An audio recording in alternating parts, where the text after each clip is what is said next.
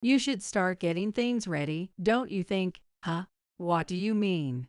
Well, there's inheritance and all that, right? My grandmother Venus had to be rushed to the hospital. On the way back, my husband Jackson, with his eyes gleaming, said that to me. Just a moment ago, he had been looking at Venus with such worry, but it seemed like his mind was already filled with thoughts of inheritance, and he was probably trying to play the good son-in-law in front of my family to secure a bigger share. He knows how much Venus means to me, or at least he should. Yeah, I guess we should start preparing then. With my head lowered, I told Jackson those words. From this moment on, my revenge against him begins. My name is Kenzie. I currently work as an administrative officer at an architecture firm. Since graduating from college, I've been working non-stop, except for a brief break during my maternity leave. It's a workplace where I feel secure enough to continue working without worries. And I have a husband, Jackson, who is 3 years older than me, and a daughter, Ava, who just turned 2. The three of us live a bustling, hectic life together. Jackson helps out with the housework and raising Ava whenever he can. Ava, our little girl, is at that adorable stage where everything she does melts your heart. From the outside, our family must look like the picture-perfect example of happiness.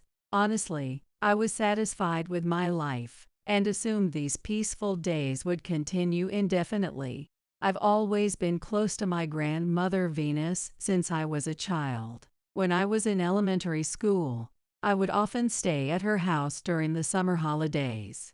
I remember eating watermelon on her porch and playing with sparklers on warm summer nights. Visiting Venus's home always felt like a special escape from the hustle and bustle of city life, and those moments with her were precious to me. Now that I have my own daughter, I make it a point to visit Venus often so she can see her great-granddaughter. She has always shown me special affection, even among my other relatives. Of course, I have my mom, Lizzie, but whenever something happens, I tend to rely on Venus more than Lizzie. I can't deny that I've been spoiled by her over the years. Whenever work gets overwhelming, I ask Venus to look after Ava. She's always more than willing to help, and as a result, Ava has grown quite attached to her as well. So yes, even now, I'm very much my grandmother's girl. How long do you plan to keep relying on your grandmother? What if something happens? Who's going to be responsible? As we were having dinner, I was telling Jackson about my day, and he suddenly snapped at me with an irritated look on his face.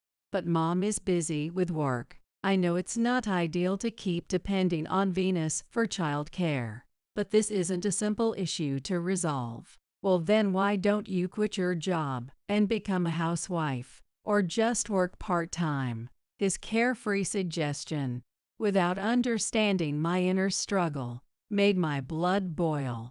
How about you say that after you're earning enough for me to quit? Before I realized it, the words slipped out. What? I'm working my butt off too. You wouldn't understand, sitting in an office all day doing paperwork. This is the kind of person Jackson is. He's tough on others, but lenient with himself, especially when he feels superior. He doesn't hesitate to push people around. For example, whenever we went to the convenience store, if the cashier was slow at the register, he'd always act so rude. Or, when he was driving and the car in front of him was moving too slowly, he'd tailgate aggressively to pressure them to go faster. I couldn't stand this side of him, and I would constantly remind him to fix his behavior. But every time, it would just turn into him getting defensive and snapping at me. And now I've started to notice this same condescending attitude of his being directed towards my grandmother too. Whenever I leave Ava with her, he never fails to complain about it. My life right now is happy overall. but his attitude has become a real source of stress for me. One day, while I was at work, I got a phone call.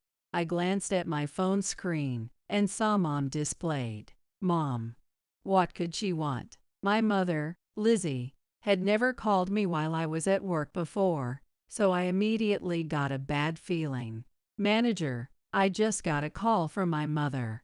I need to step out for a moment. I excused myself to my supervisor and stepped out of the office. The phone had been ringing continuously, so I hurriedly pressed the call button to answer.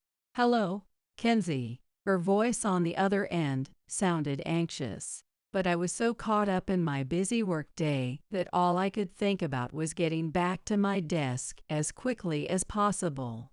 I couldn't help but respond a bit irritably. What's going on, Mom? I'm at work right now. Before I could finish, she cut me off with words that hit me like a truck. Venus has been rushed to the hospital. The bad feeling I had earlier was spot on. Grandmom. Hospitalized. The words kept repeating in my head, echoing over and over. Without paying attention to my stunned silence, Mom continued with what she had to say. She is in the hospital, so you need to come visit her. The suddenness of her demand left me in a difficult position. I was swamped with work, but with grandmother in the hospital, there was no way I could just ignore it and not go. Okay, I'll see what I can do.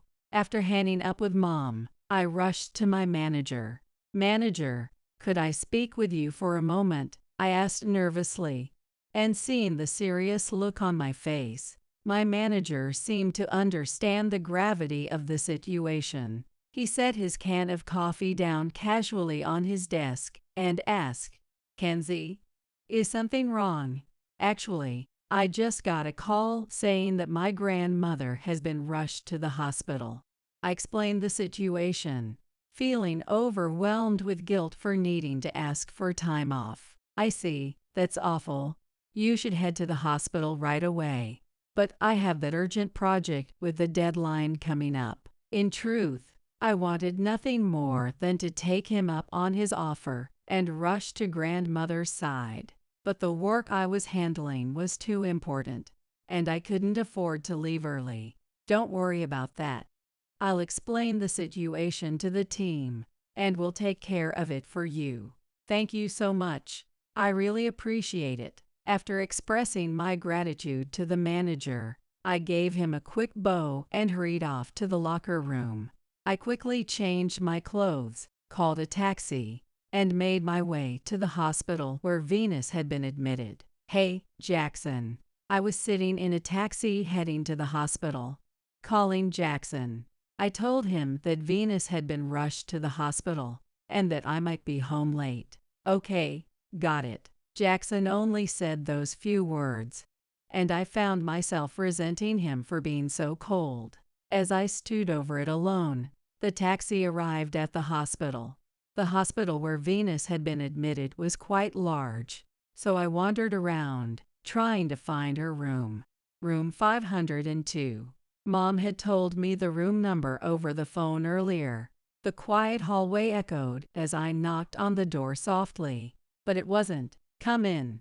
Venus's voice. It was Mom's, a voice I recognized immediately. Grandma, is she okay? I opened the door, poking just my head in, as I asked in a soft tone.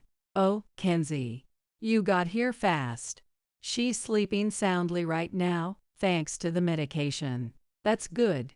I'm relieved. The relief hit me all at once, and exhaustion followed close behind after rushing to the hospital in a panic. I'm thirsty now that I've relaxed. I'll go grab a drink real quick. I said that and headed toward the vending machines. There wasn't one on her floor, so I had to take the elevator down to the next floor. With all that, it ended up taking me about 10 minutes to get back to the room. When I returned, there was Jackson, chatting with my mom.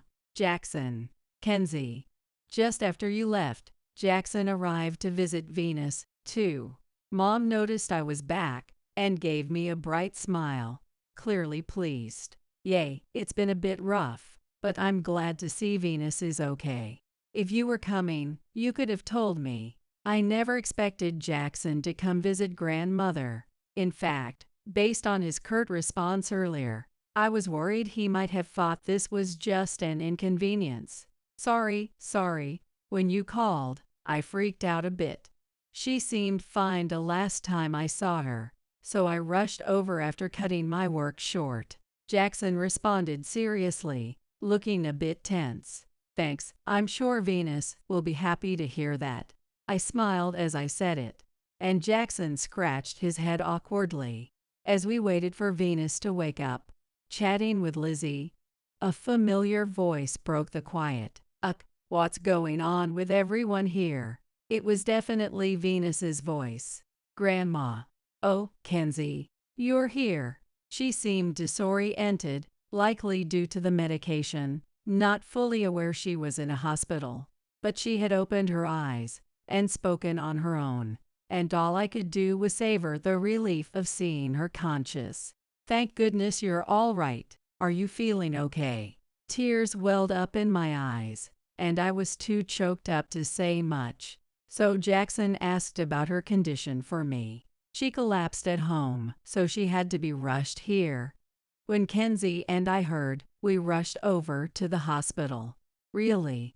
Thank you both so much. She listened to her explain what had happened, narrowing her eyes slightly in gratitude as she looked over at Jackson and me, speaking in a kind voice.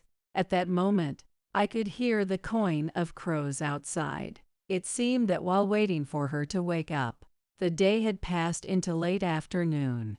Oh my, it's already this late, Mom said, glancing at the clock on the hospital wall after hearing the crows outside. Hearing her voice, I realized that the evening sunlight was streaming into the hospital room. Thank you both for today. I'll handle things from here, so you can go home now. Really?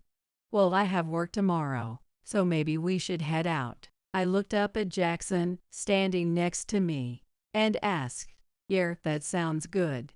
Lizzie, Venus, we'll see you again soon.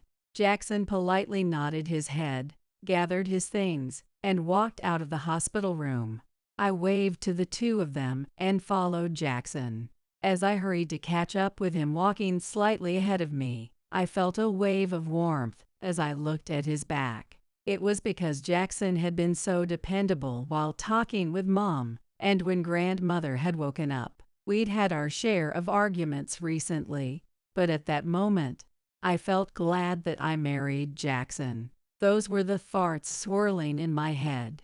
Just then, Jackson turned to me and spoke. We should start getting things ready, you know. I didn't understand what he meant at first. Huh? What do you mean? The puzzled look on my face must have been obvious. Venus doesn't have much time left, apparently. So we should start preparing for things like the will and inheritance, don't you think, Grandma? Doesn't have much time. I was still struggling to grasp what Jackson was saying. When you went to get drinks, Lizzie told me she might only have a year left. The shock hit me like a bolt of lightning. She seemed so lively just now. She only has a year left. It was a reality I just couldn't accept. Lizzie said she didn't want you to be sad, so she asked me to keep it a secret. Hearing those words, tears began to well up in my eyes. The thought of my grandmother, who I loved so much, only having a year left to live, it was unbearable. Yet, Jackson continued, unaffected by my tears. What do you think we should do with the inheritance? Maybe it's time we got a new car. I couldn't believe what I was hearing. Or maybe the first thing should be the house. Ava's growing up so fast, and we should really start thinking about getting a bigger place. He kept rattling off his desires, one after another, while I stood there, too shocked to respond. Was the way he acted in front of my family earlier just to get a bigger slice of the inheritance. The thought of it made me feel even sadder. People really don't change that easily. He must be waiting for Venus to pass. eagerly anticipating it. Venus probably saved up a lot. Maybe we could even get both. So, Kenzie, what do you think? Is there anything you want? He kept talking, completely oblivious to how I was feeling. The sadness I'd felt was quickly turning into anger, and I ignored his words. Hey, are you even listening? Jackson leaned over to look at my face as I stared at the ground. Yeah, we definitely need to start preparing, I answered while looking down, and Jackson, looking pleased. Yay, right, said. So, how's the inheritance stuff coming along? As we sat around the dinner table, Jackson asked, his eyes gleaming with excitement. It had been a week since Venus was admitted to the hospital. He had started asking me that question at every chance he got. Well, it's moving along, I guess. I mean, I still haven't fully processed it yet. I've visited her a few times, but Grandma seems pretty healthy still. Unlike Jackson, whose face was lit with anticipation, I muttered my honest thoughts with a rather downcast expression. At that moment, the sparkle in Jackson's eyes dimmed, and his face twisted into one of dissatisfaction. I see, man, I really want to get that new car soon. I couldn't believe my ears. Did this man have any humanity in him? He knew very well how much Venus meant to me, and yet, to hear such words coming out of his mouth was absolutely unfathomable. Why would you say something like that? Isn't it better that she's still healthy? Yeah, I guess. But if the inheritance comes through, Kenzie, you could quit your job and become a housewife. Wouldn't that be great for you? Jackson said enthusiastically. What's so great about that? Even if I could quit my job, I wouldn't feel any joy knowing it came after losing Grandma, someone I loved dearly. Completely missing the point. He kept talking. Plus, think about it. We could finally get that dream house. I mean, living in an apartment. You have to be mindful of so much. Wouldn't it be awesome to build a house of our own? At this point, it was clear that his head was filled with nothing but fantasies of inheriting a massive fortune and living a richer life. Not that he even knew how much she had to her name. Honestly, I don't even know how much she plans on leaving behind. It's probably better not to get too excited about it. Trying my best to suppress my anger, I offered a gentle suggestion, hoping not to upset him. But my words seemed to fall on deaf ears as Jackson, fixated on the imaginary fortune, brushed them off. There it is, Kenzie's perfect little speech again. Like you don't have a list of things you'd buy if you had the money. Look, of course, having money would help, especially for Ava. But that doesn't mean I want my grandma to pass away anytime soon. Lately, all you talk about is inheritance. It's like you're obsessed with it. Not one to back down, I shot back. Only for Jackson to show his worst side. It's only a matter of time. You just need to focus on getting things ready. With that, he left the table, leaving his meal half finished, and stormed off to his room. The worst. I'll never forgive him. I muttered to no one in particular as I cleared away Jackson's plate. Even after that, Jackson kept checking in with me every time his temper cooled, asking how things were progressing. But despite his supposed interest, he made no effort to help with anything. So I finally decided to ask him directly. I mean, between work, parenting, and house chores, I can't really handle it all on my own. Aren't you going to help? Lazily lounging on the couch and watching TV, he replied, clearly annoyed. Isn't this stuff more about your side of the family? I don't think it's really my place to be involved. At this point, I didn't even have the energy to be mad anymore. I felt like an idiot for expecting anything different. Fine, whatever. But can you at least stop asking me every 5 minutes? I'll tell you when I'm ready. From that day on, I got serious about preparing for the future, balancing household chores, and taking care of Ava was no easy task, even with Jackson being somewhat helpful. Trying to squeeze in time for planning while working full-time was even more difficult than I had imagined. I still wanted to visit Venus at least once a week, so even my weekends were packed. Time was a luxury I didn't have, but I kept pushing forward, envisioning a better life ahead. Somehow I managed to carve out the time I needed. I also had to gain some specialized knowledge, so I made frequent trips to the bookstore, picking up reference materials, and studying as much as I could. The days flew by in a blur of activity, and before I knew it, 4 months had passed since Venus had been hospitalized. Sorry to keep you waiting. I'm ready now, so can we talk? One quiet afternoon, after we had finished lunch, I turned to Jackson, who was lounging on the couch, and spoke in a serious tone. Finally, I've been waiting forever. Jackson, with a grin plastered across his face, sat down across from me at the dining table, clearly eager. So, how much are we getting? Our inheritance. He leaned forward, anticipation gleaming in his eyes, waiting for my response. In stark contrast to his eagerness, I remained calm. To get straight to the point, we're not getting anything. What? His eyes widened, and his voice cracked as he exclaimed, "Keep it down, you'll wake Ava." I held my finger to my lips, reminding him, if Ava woke up after all the effort it took to get her to sleep, there would be no discussion. But what do you mean we're not getting anything?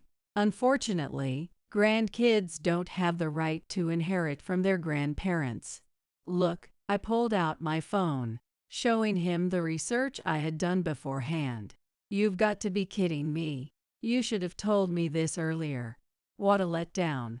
Seriously, but if we're not getting anything, what the hell have you been preparing for this whole time? Jackson's frustration was palpable, his anger directed squarely at me. Oh, that was preparation to divorce you. For the first time, I allowed myself a small smile, breaking the serious expression I had been holding. It had been a long road to get here, and finally, I could say it. Preparing for the divorce without Jackson noticing had been harder than I imagined. But every effort was for this moment. What? Divorce? Why? I don't get it. The confusion and panic on his face only made me feel even more exhilarated. Why? Do you really not realize what you did, telling my grandma to hurry up and die? You didn't think that would come back to bite you. I glared at him, unflinching. When a big pile of money dangled in front of your eyes, your true nature came out. I can't live with you anymore, so I'm divorcing you. I pulled out the partially filled divorce papers from my bag and placed them on the table. You can't just divorce me for that. I can. Before he could finish his sentence, I cut him off. The intensity of my words made Jackson flinch. I knew you wouldn't just agree to a divorce, so I took my time and prepared. Even got the help of a manager. With that, I picked up the phone and made a call. Hey, Zach. We're having the talk right now. Then, after hanging up the phone, I went to open the front door. After that, I invited a man into the living room. Nice to meet you. I'm Zach, the attorney. The large man standing before Jackson said this as he pulled out a business card from his pocket. This man is the lawyer I had been consulting for my divorce. An attorney. Jackson, who clearly hadn't expected a lawyer to show up, looked back and forth between the card and Zach, astonishment in his voice. Yes, divorce cases are my specialty. Your wife has consulted me, and I've already been providing her with advice on how to best prepare for this divorce. While Jackson was sweating bullets, Zach responded with a calm and friendly smile. You betrayed me, didn't you? Jackson immediately glared at me with fury in his eyes. Sir, I would advise you to be mindful of your words. We're recording this conversation for evidence, so it would be in your best interest to refrain from making any statements that could incriminate you." With those words, Zach calmly placed a voice recorder on the dining table. "What's the reason for the divorce?"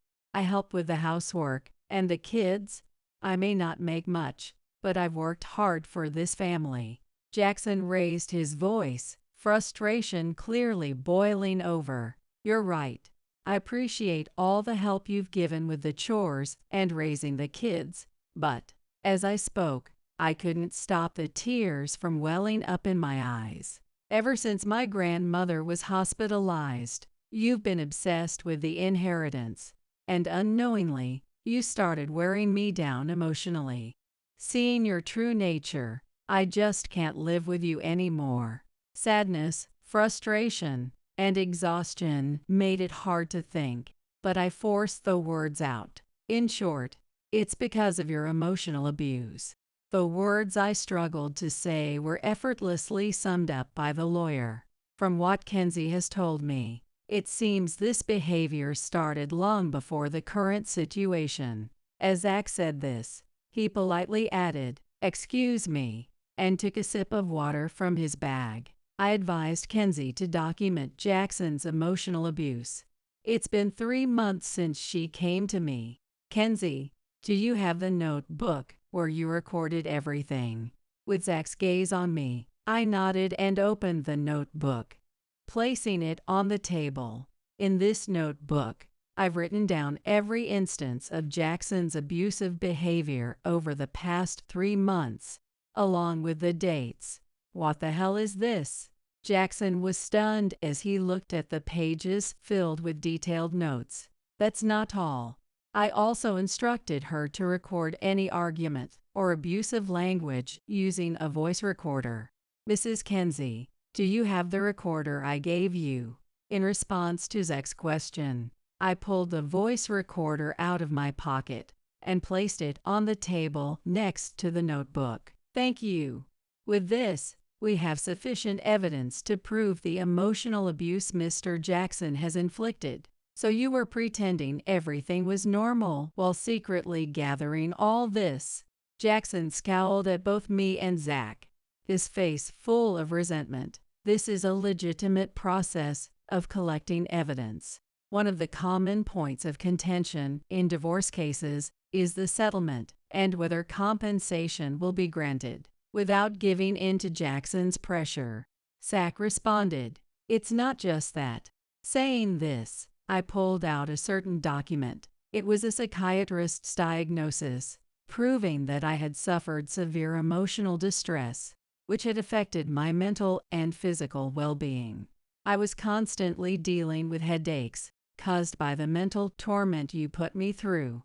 This diagnosis proves that. Perfect. And with this much evidence, Jackson is in a very unfavorable position." Without missing a beat, Zach gave me a thumbs up as he spoke. "If things continue as they are, Jackson's emotional abuse of Kenzie will be proven, and he'll be forced to pay compensation in the divorce." "What? Compensation in the divorce?"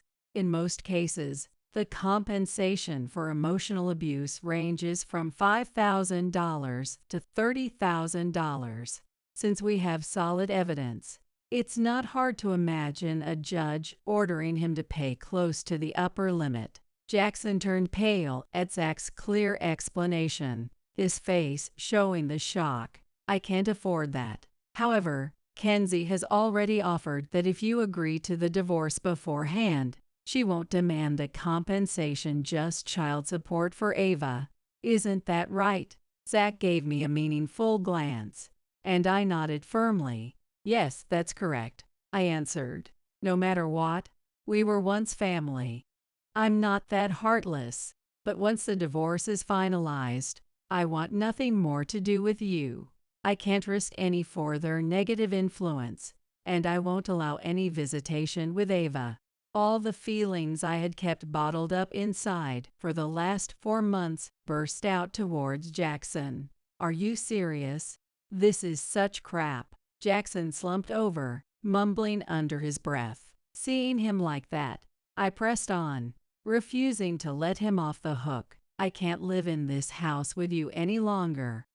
Until you signed the divorce papers, Ava and I are moving back to my parents' house. Seeing my determination, Jackson didn't even bother wiping the sweat from his forehead. He simply hung his head. I'm sorry, I messed up. It's too late for apologies. You verbally attacked my grandmother, who I care about deeply. You pressured me about the inheritance, and emotionally, I'm just done. I shut down his apology, speaking in a stiff, formal tone. Looking at Jackson, still hanging his head, I noticed his shoulders shaking slightly. Zach stepped in again, adding one final warning to Jackson. Just to be clear, if you show up at Kenzie's parents' house or try to confront her before the divorce is settled, it will only make things worse for you. You should keep that in mind. Yes, I understand. The voice that came out was strangled, like he was holding back sobs. It seemed like he was crying, unable to hold it in any longer. But I had gone through far worse during the last 4 months. As much as I felt sorry for him, a few tears weren't going to sway me. With that, I left for my parents' house with Ava. We had already informed them of the situation, and they were ready to welcome us. But there was one thing I had to ask Lizzie. Mom, why did you tell Jackson about Grandma's condition? You made everything so much harder for me. This whole situation started because Lizzie, trying to be considerate towards me, decided to share the story about Venus's wife only with Jackson. I couldn't rest until I asked Lizzie why she did that. Well, for starters, she wasn't given any kind of terminal diagnosis. What? I couldn't hide my shock at such an unexpected answer. It was from when Venus had that emergency hospital visit. Remember, we didn't have all the details yet, and I just said something like, what if they tell us she only has a year to live? We can't tell Kenzie about it. It would break her, that's all. She folded her arms and looked at me with a puzzled expression. So Jackson just misunderstood everything. He's probably been thinking about the inheritance the whole time. When he heard what I said, he jumped to conclusions, thinking his opportunity had finally come. When Jackson told me about her life expectancy, I was devastated. I even started preparing for the inheritance matters. And soon, my disgust towards he grew so much that I decided to get a divorce. Looking back, this past 4 months had been nothing but chaos. And I never even confirmed the story about her with Mom. Unbelievable, that's just disgusting. I let out a sigh, releasing the frustration that had nowhere else to go. The reason Venus was in the hospital was because of a fracture. Given her age, the surgery was tough, but she's been improving steadily, so she should be able to come home soon. Hearing Lizzie's words with a smile, I let out a sigh of relief this time. Thank goodness. And just like that, the long chapter of my divorce preparations came to an end. Since I had already consulted with my lawyer, Zach, I had gathered all the necessary evidence, so Jackson had no choice but to sign the divorce papers. Even if he had tried to resist, he would have just ended up in a messy divorce trial with alimony payments, tightening the noose around his own neck. It was the logical decision. Now, Jackson has to pay $300 a month in child support, and it's been decided that he won't have any visitation rights. In case he ever tries to skip payments, Zach will take care of enforcing the payments for me. I've successfully severed ties with Jackson. A few days after the divorce was finalized, Grandma's condition stabilized, and she was cleared to leave the hospital. When Venus heard about everything that had happened, she was surprised, but she praised my actions, saying that my and our daughter's well-being was what mattered most. I really do love Venus. From now on, I'll be balancing work and raising my daughter on my own. It's going to be tough, no doubt about it, But honestly, I'm more excited about the possibilities that lie ahead than anything else. Once things settle down a bit, I'm already thinking about taking a girls' trip with Ava, Lizzie, and Venus. Celebrating an idiot is just a waste of time. Tanya, my mother-in-law, spat out those words as if they were venom.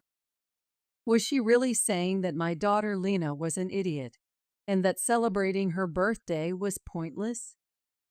I couldn't believe it, especially since she had planned Morris this birthday party herself.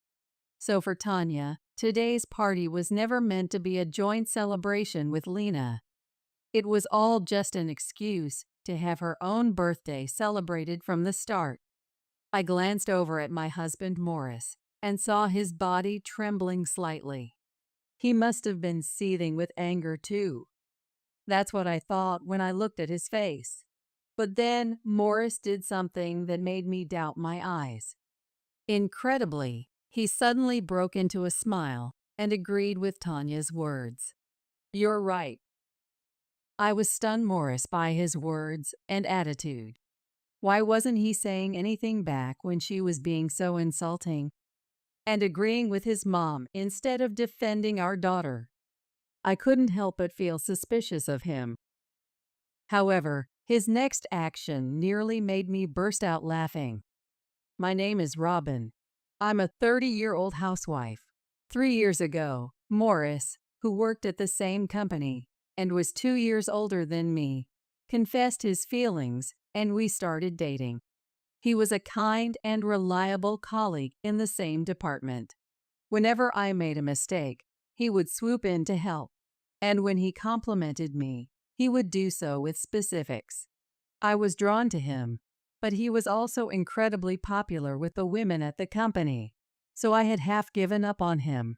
So when he confessed to me, I was over the moon. As we dated, I realized that not only was he kind and dependable, but he was also an incredibly sincere man. Plus, he surprised me by revealing that he had liked me since we first started at the company together.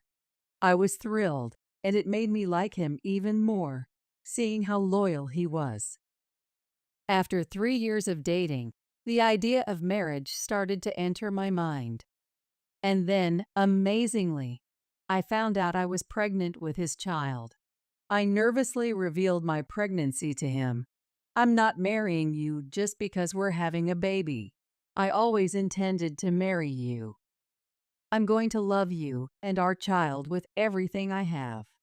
So let me propose to you properly." And he embraced me, saying, a few days later, "Will you marry me?" He gave me a ring and said, I was so touched by his sincerity and kindness that I started crying. "I look forward to our life together," I replied. Now that we had decided to get married, the three of us were going to find happiness together.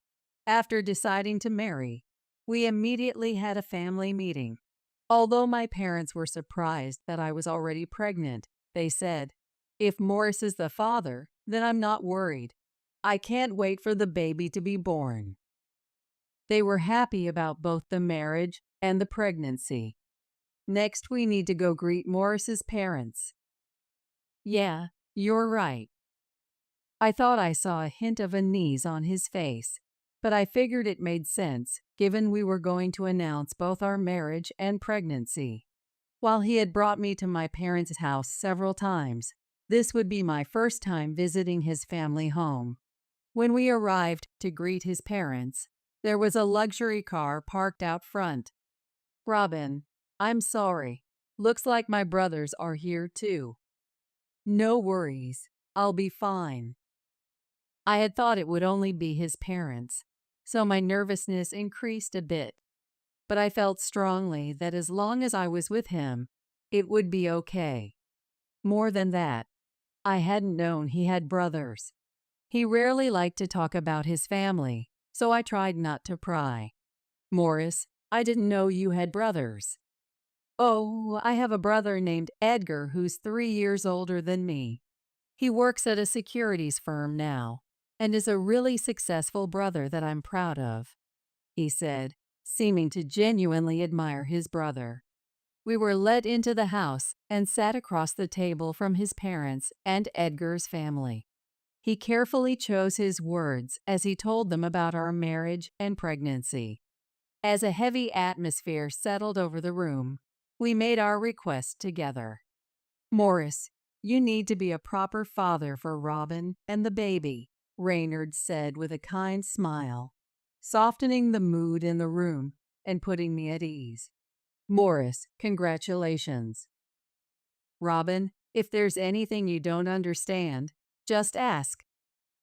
Edgar and his wife also celebrated our news. I could tell he was relieved too, but that relief was short-lived as his mom Tanya's words froze the room again. Edgar had a proper wedding before having children. Edgar does things properly, but Morris, you. Tanya's voice was low and cold. I'm not marrying Robin just because we're having a baby. I always intended to marry her. You can say whatever you want. A shotgun wedding is disgraceful. Tanya, let's not talk like that. We just heard happy news about both their marriage and pregnancy. Reynard admonished Tanya, but the room Morris chilled. However, the voice of Edgar's son Lionel broke through the icy atmosphere. Mom, can I play video games? You were just playing, remember? Come on, let's go play with Mom in the other room. Everyone, I'm so sorry about this. Willa, Edgar's wife, opened Morris the door and went into the next room with their son Lionel. Oh, that's right. Grandma bought Lionel a new video game. Saying that, she left her seat and headed over to where he was. From beyond the door, we could hear Tanya's happy voice and Lionel's delighted squeals. Thanks, Grandma. I love you. Tanya, thank you so much, every single time. You just bought him a new toy recently, too. It's fine. I do it because I want to. Tanya's gentle tone was so different from the barbed one she used with us earlier. Hearing it made me relax a bit. Even if she didn't approve of the circumstances of our marriage, I had a feeling she would dote on our child once they were born. I hoped we could build a good relationship going forward. At the time, I naively thought that way. After finishing the greetings with both sets of parents, we quickly registered our marriage. About a year later, I gave birth to a healthy baby girl. We named our daughter Lena. Robin, thank you. I'm going to work even harder. Thank you. I'll do my best as a first-time mom, too. Let's raise her with love together. We'll shower her with so much love. Now a father, Morris gently smiled and kissed both my forehead and Lena's. Oh, isn't she just precious? She's adorable. I'd forgive her for anything.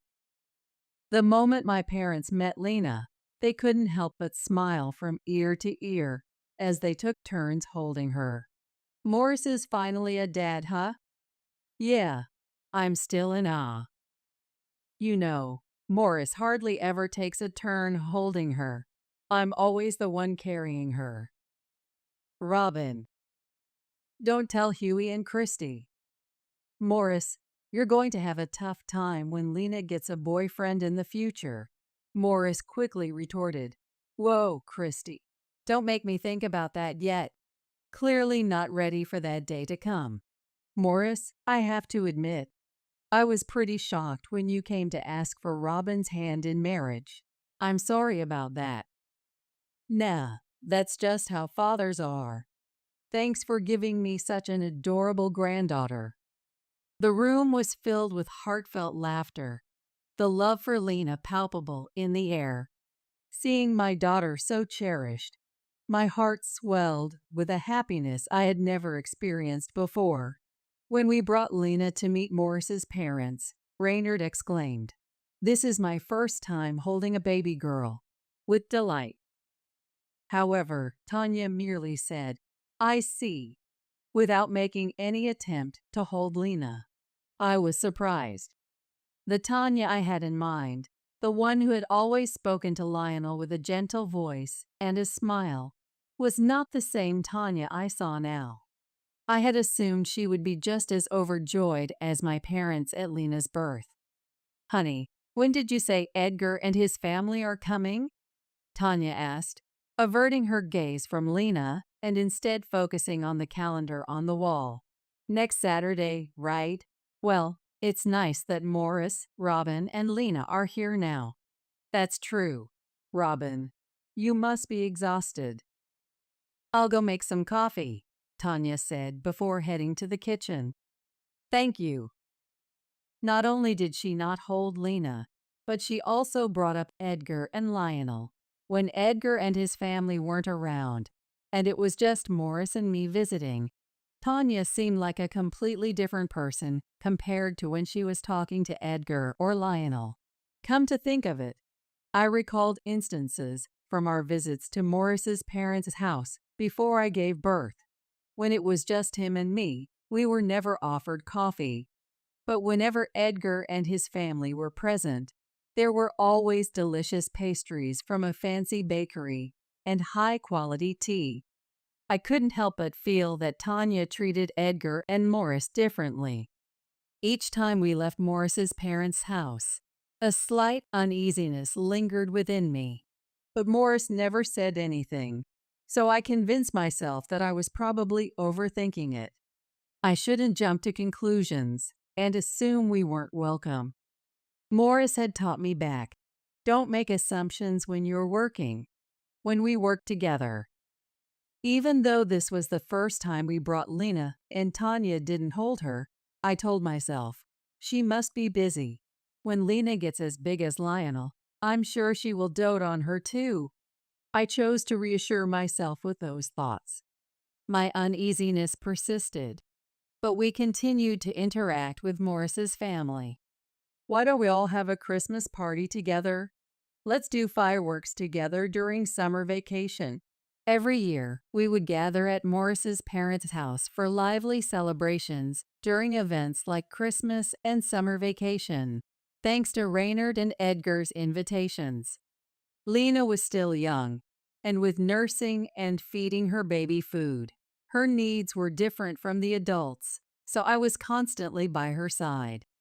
Morris was also actively involved with Lena and supported me, so I didn't find the time spent at his parents' house to be unpleasant. Tanya, on the other hand, remained Morris attached to Edgar's son, Lionel. I assumed that since Lena was still small, Tanya gravitated towards Lionel, who was more satisfying to feed.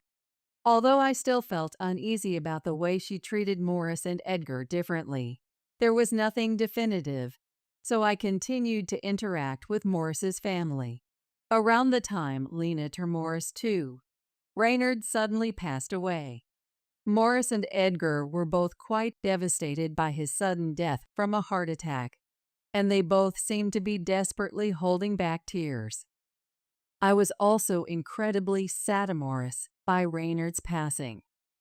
I want to live long enough to see Lena in her school uniform. No, in her wedding dress. He had loved Lena and had once said. However, with Morris trying not to cry, I couldn't allow myself to shed tears either, so I held back the tears that threatened Morris to spill. Amidst everyone's grief, Tanya seemed to be the most distraught. After the doctor informed her of his death, Tanya spent the entire night crying, refusing to leave his cold body. Edgar had to take over as the representative for the funeral, as Morris was too grief-stricken to handle the role himself.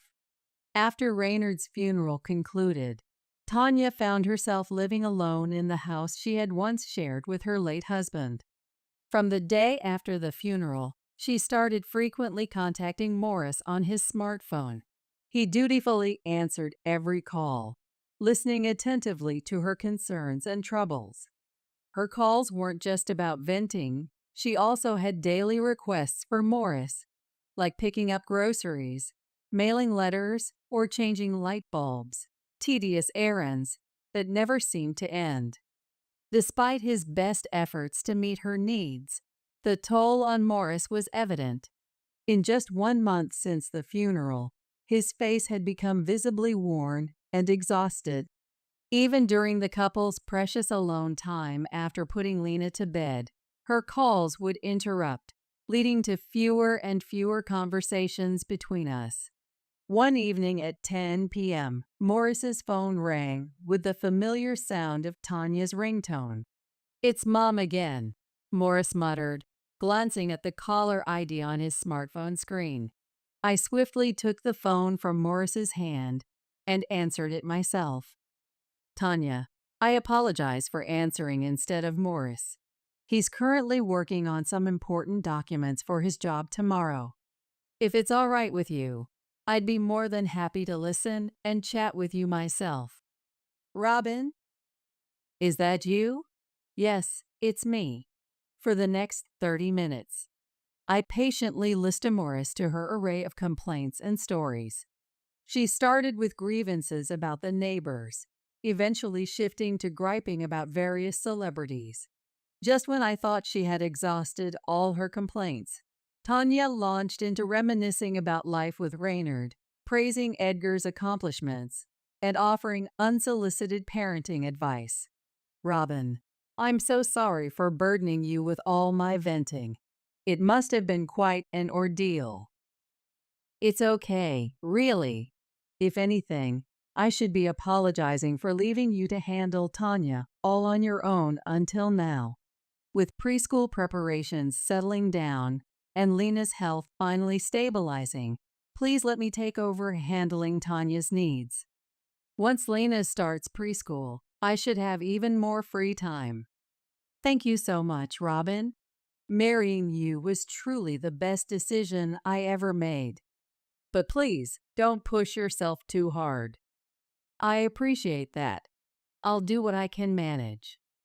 I know work has been hectic for you lately, and you were so excited about leading that big projects. I really want to support you in that. Thank you, love. Tomorrow, I'll pick up a tart from your favorite bakery, and we can enjoy it together." From then on, I took over fielding Tanya's various requests to lighten Morris's load. "Oh, by the way, Edgar and his family won't be able to visit this summer, so don't feel obligated to come either.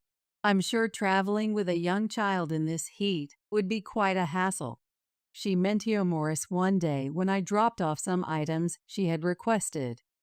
"I understand. We'll plan accordingly." In the past, whenever we visited the in-laws for major holidays like Christmas or summer vacation, Edgar and his wife would always join us. However, with Edgar's family unable to make it this year, Tanya was essentially uninviting us as well. While I appreciated her concern for Lena's well-being, this became a recurring pattern. Whenever Edgar's family couldn't attend a gathering, "It's perfectly fine if you can't make it," she would reach out to let us know. I didn't dwell on it too much, figuring that she was going through a challenging time herself and probably wanted some space and quiet. Visiting family less often might be a nice break for us anyway, I thought. Then one day, as I often did, I found myself at her doorstep with the items she had requested. Her shopping lists were never simple or quick to fulfill, if I'm being honest. At least 3 times a month, she'd ask for things like specialty bread from a superstore an hour's drive away, or clothing pickups from a department store. Today's mission had been to procure pastries from a bakery in the neighboring state. After dropping Lena off at preschool, I made the long journey to get them. It was exhausting, but I couldn't bring myself to refuse her requests. I couldn't imagine the pain of losing your beloved spouse, and I worried that if I said no, the burden would fall back on Morris. "Tanya, I brought the items you asked for." "Oh, you're here already? I'll be right there." As she opened Morris the door to greet me, I caught a glimpse of two gift-wrap boxes through the crack. That wrapping paper. It was from a toy store. Seeing those packages, a sudden realization hit me. Lena's birthday was just 2 weeks away.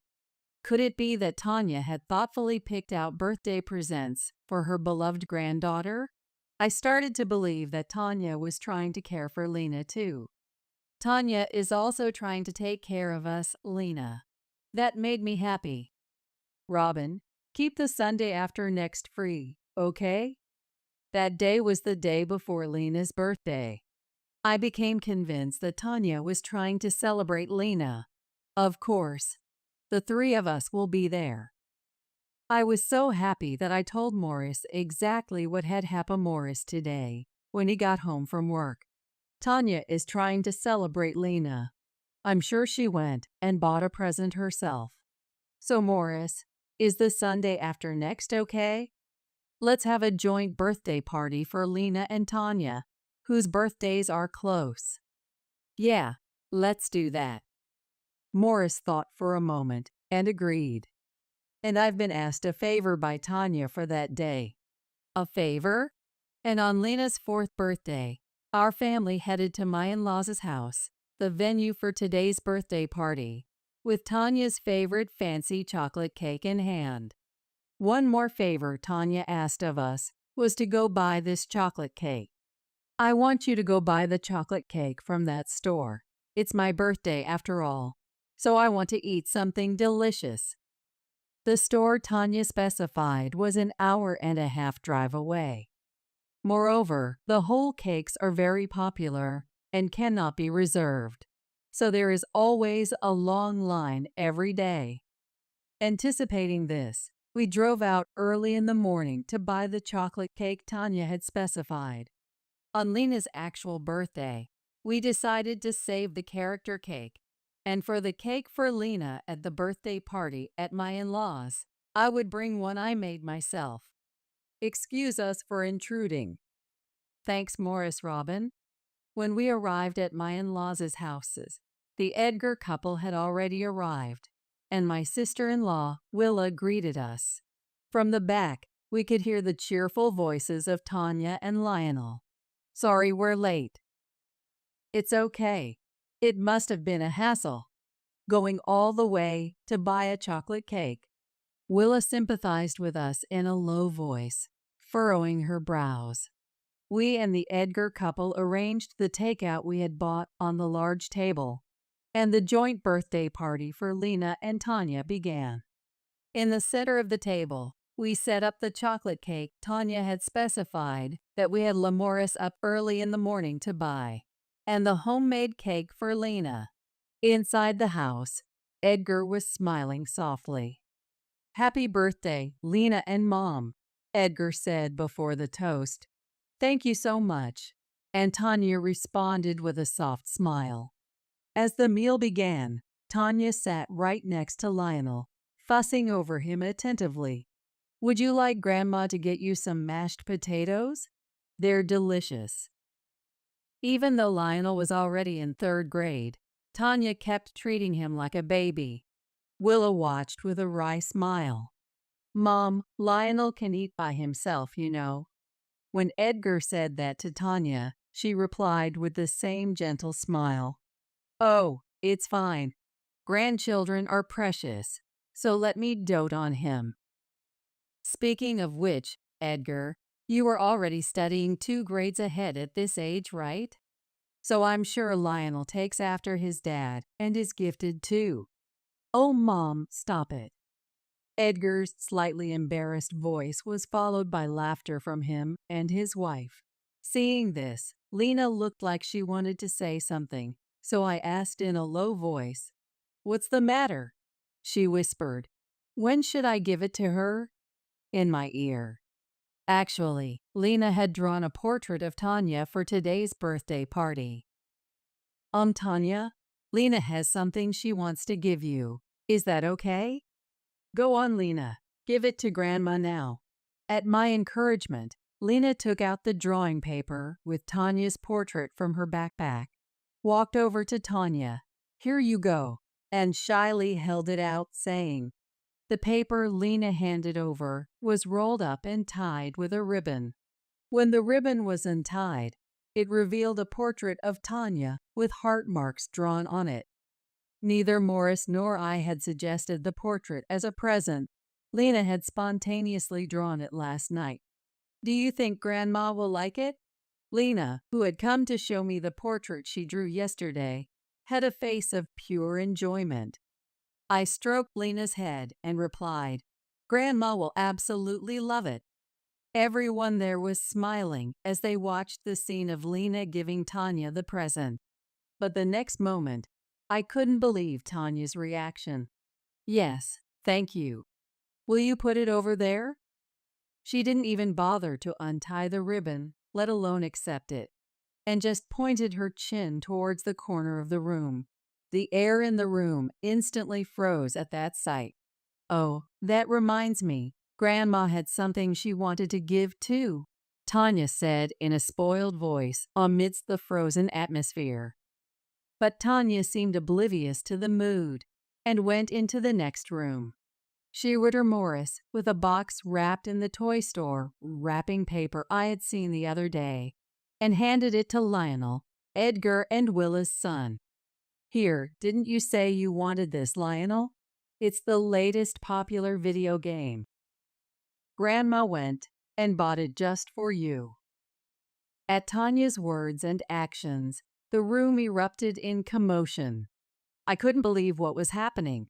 Wasn't that supposed to be a present for Lena? Even Lionel looked confused by Tanya's behavior, and Lena stood there with a face on the verge of tears. I silently went over to Lena and hugged her. What's wrong? Look, it's a present from Grandma. Tanya spoke to Lionel in a spoiled voice, but the atmosphere remained Morris frozen. However, Morris broke that silence. Mom, Lionel's birthday isn't for a while. What about Lena? Doesn't she get anything? She came up with the idea and prepared it all by herself for you, but you won't even accept it or look at it. What are you thinking? It was the first time I heard anger in Morris's voice, when I had only ever heard his kind tone before.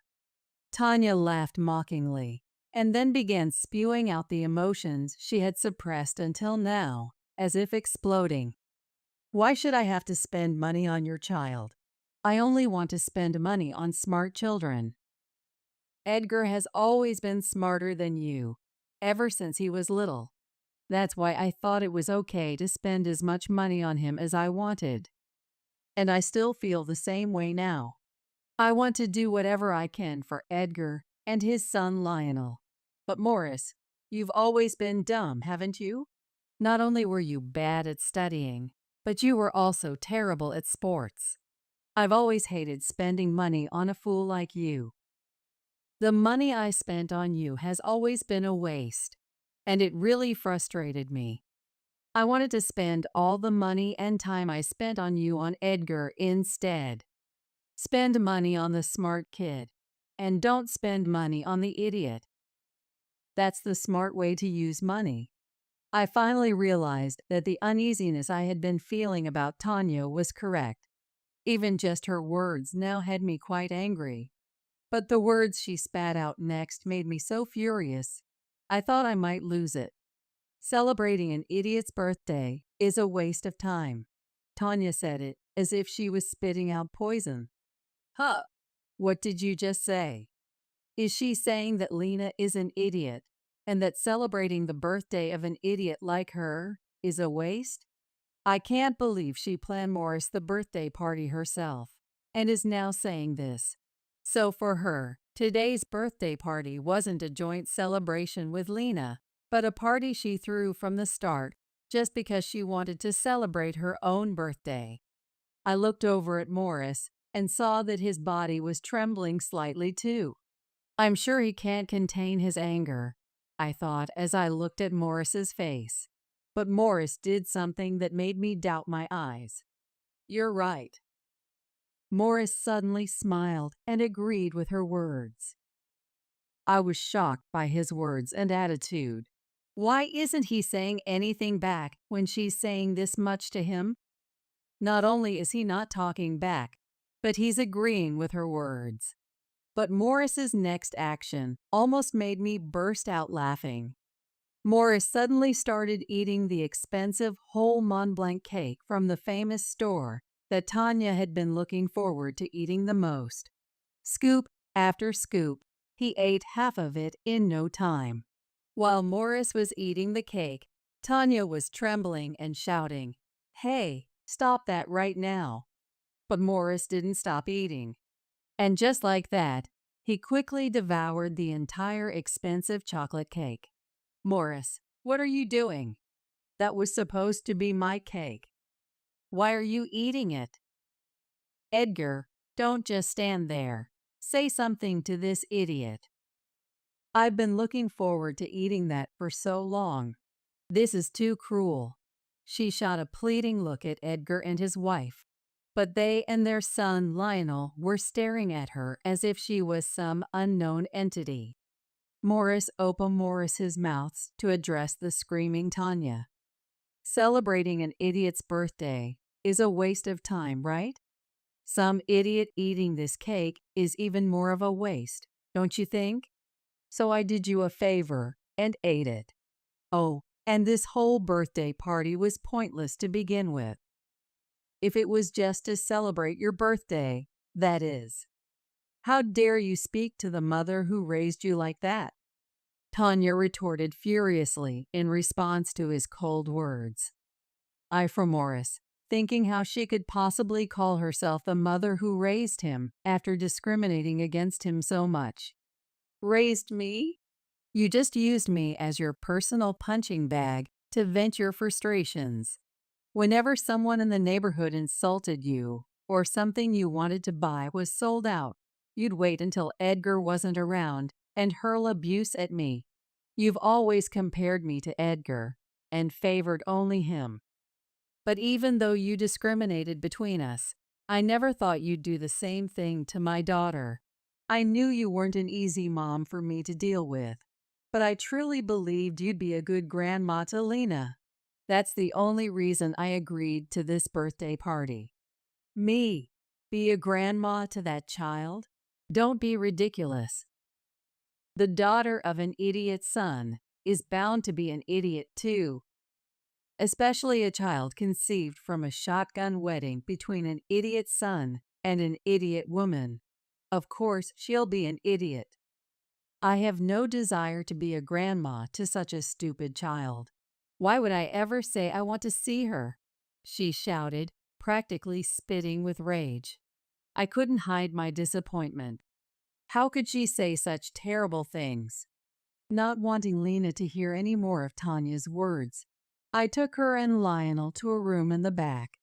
Lionel had an indescribable expression on his face. He simply stayed silent, gently stroking Lena's head as she cried. "I'm sorry. You two stay here a little longer, okay?" Saying that, I shut the door and went to stand next to Morris, who was confronting Tanya. "Hey, if that's how you feel, then why have you been summoning me over so much lately? You've had Robin making calls and running errands too, but it's all been for trivial things.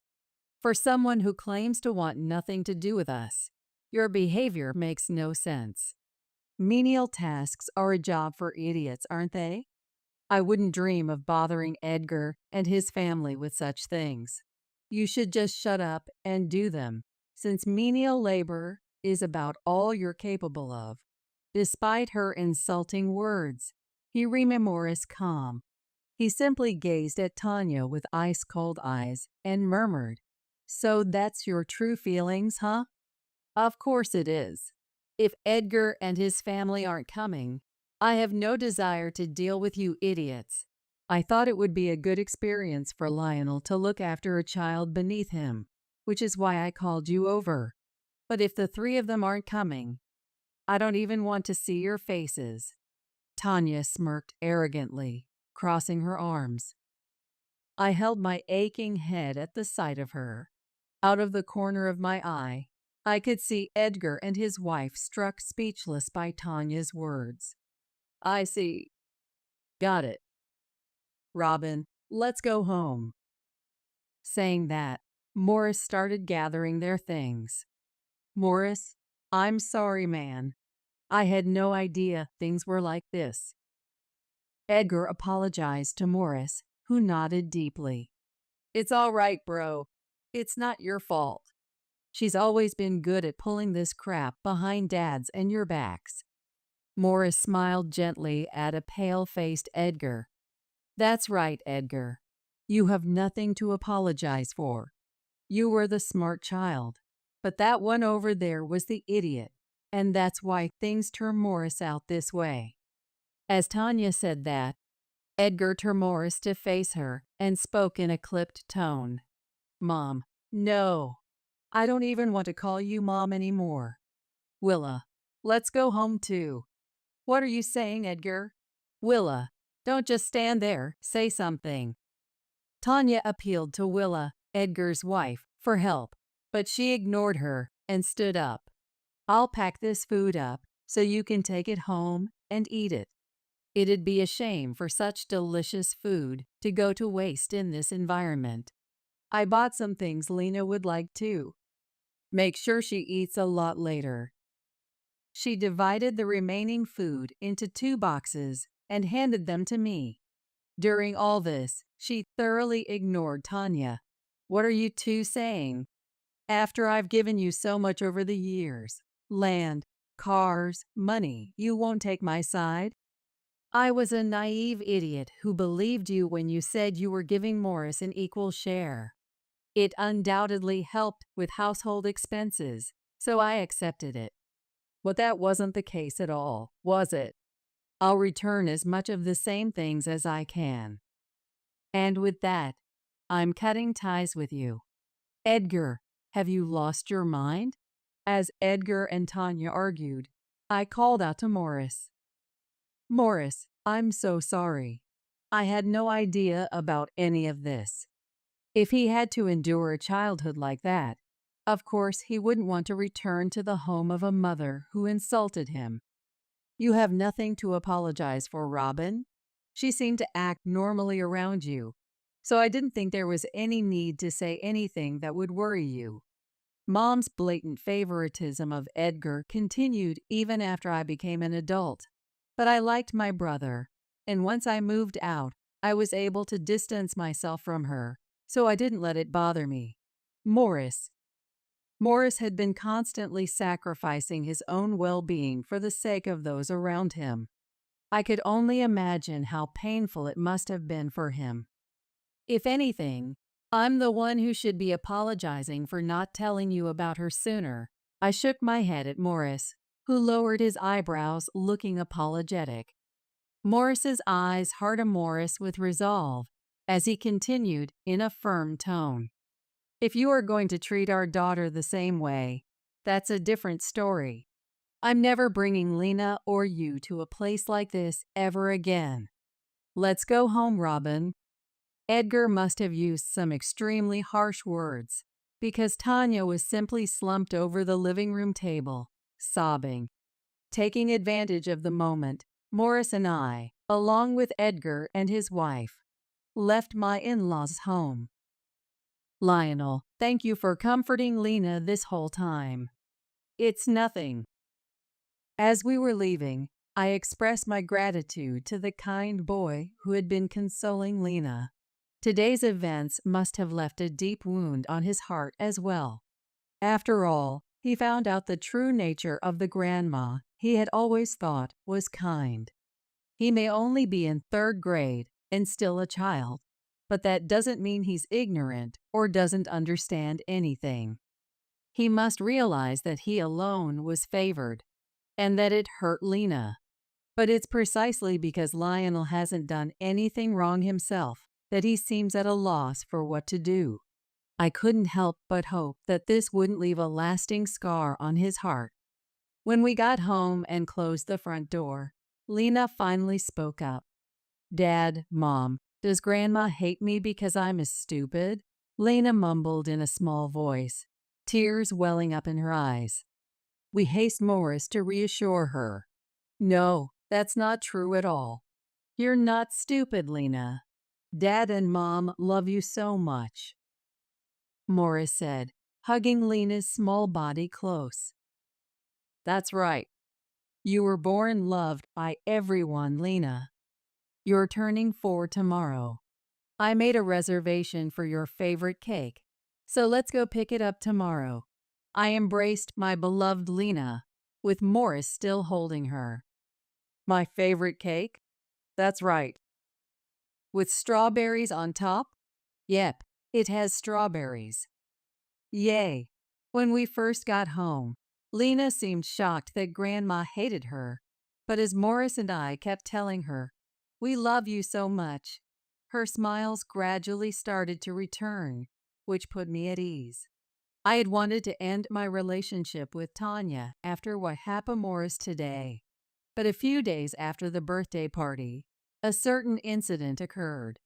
The doorbell rang violently. Robin, I know you're in there. Won't you open up, please? The doorbell kept ringing before 6 a.m.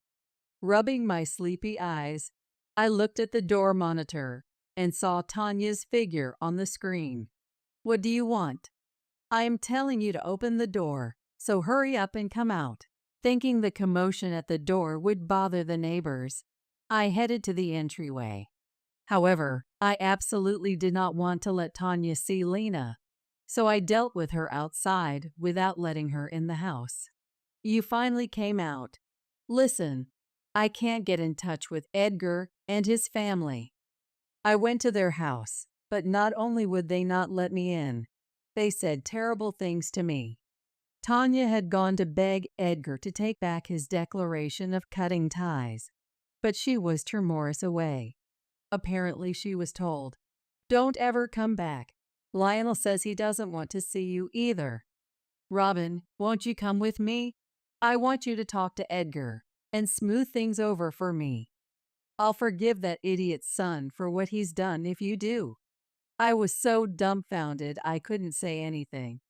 I couldn't believe she had the nerve to ask me for a favor after saying such horrible things to him and wounding Lena's heart.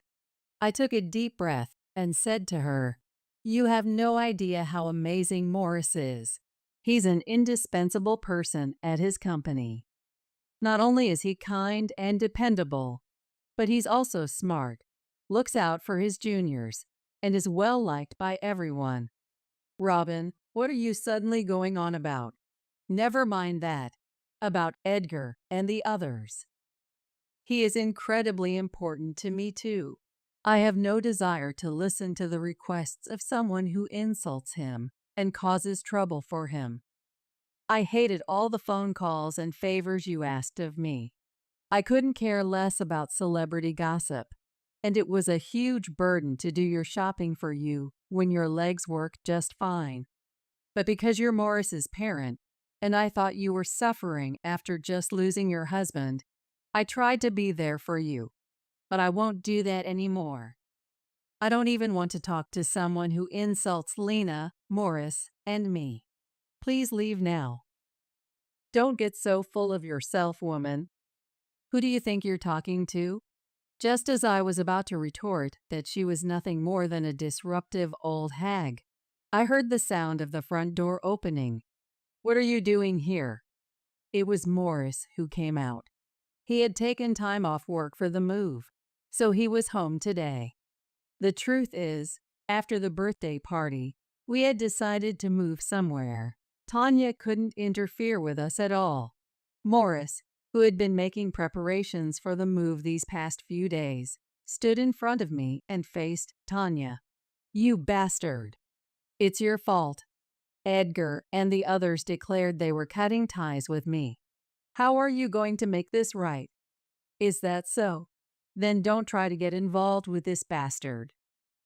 Robin, come inside. I'm locking the door. Saying that, Morris took my hand and locked the front door. Who do you think you're alive, thanks to? Open up, you idiot. Tanya pounded on the front door, causing a commotion in front of the apartment. Her verbal abuse was getting more and more dangerous. The moment I picked up my smartphone to call the police, I heard the sound of a patrol car's siren in the distance. The sound gradually got louder until it stopped very close by. I immediately heard the voices of unfamiliar men and Tanya screaming. She must have been putting up quite a fight, because I could hear them trying to restrain her and even mention the word arrest. When Tanya's voice had completely faded away, the doorbell rang again. I expressed my thanks and apologies to the police officer who had rung the doorbell and answered as much as I could about my relationship with Tanya. After that, my husband and I moved, and of course we didn't tell her our new address, so we successfully cut ties with her.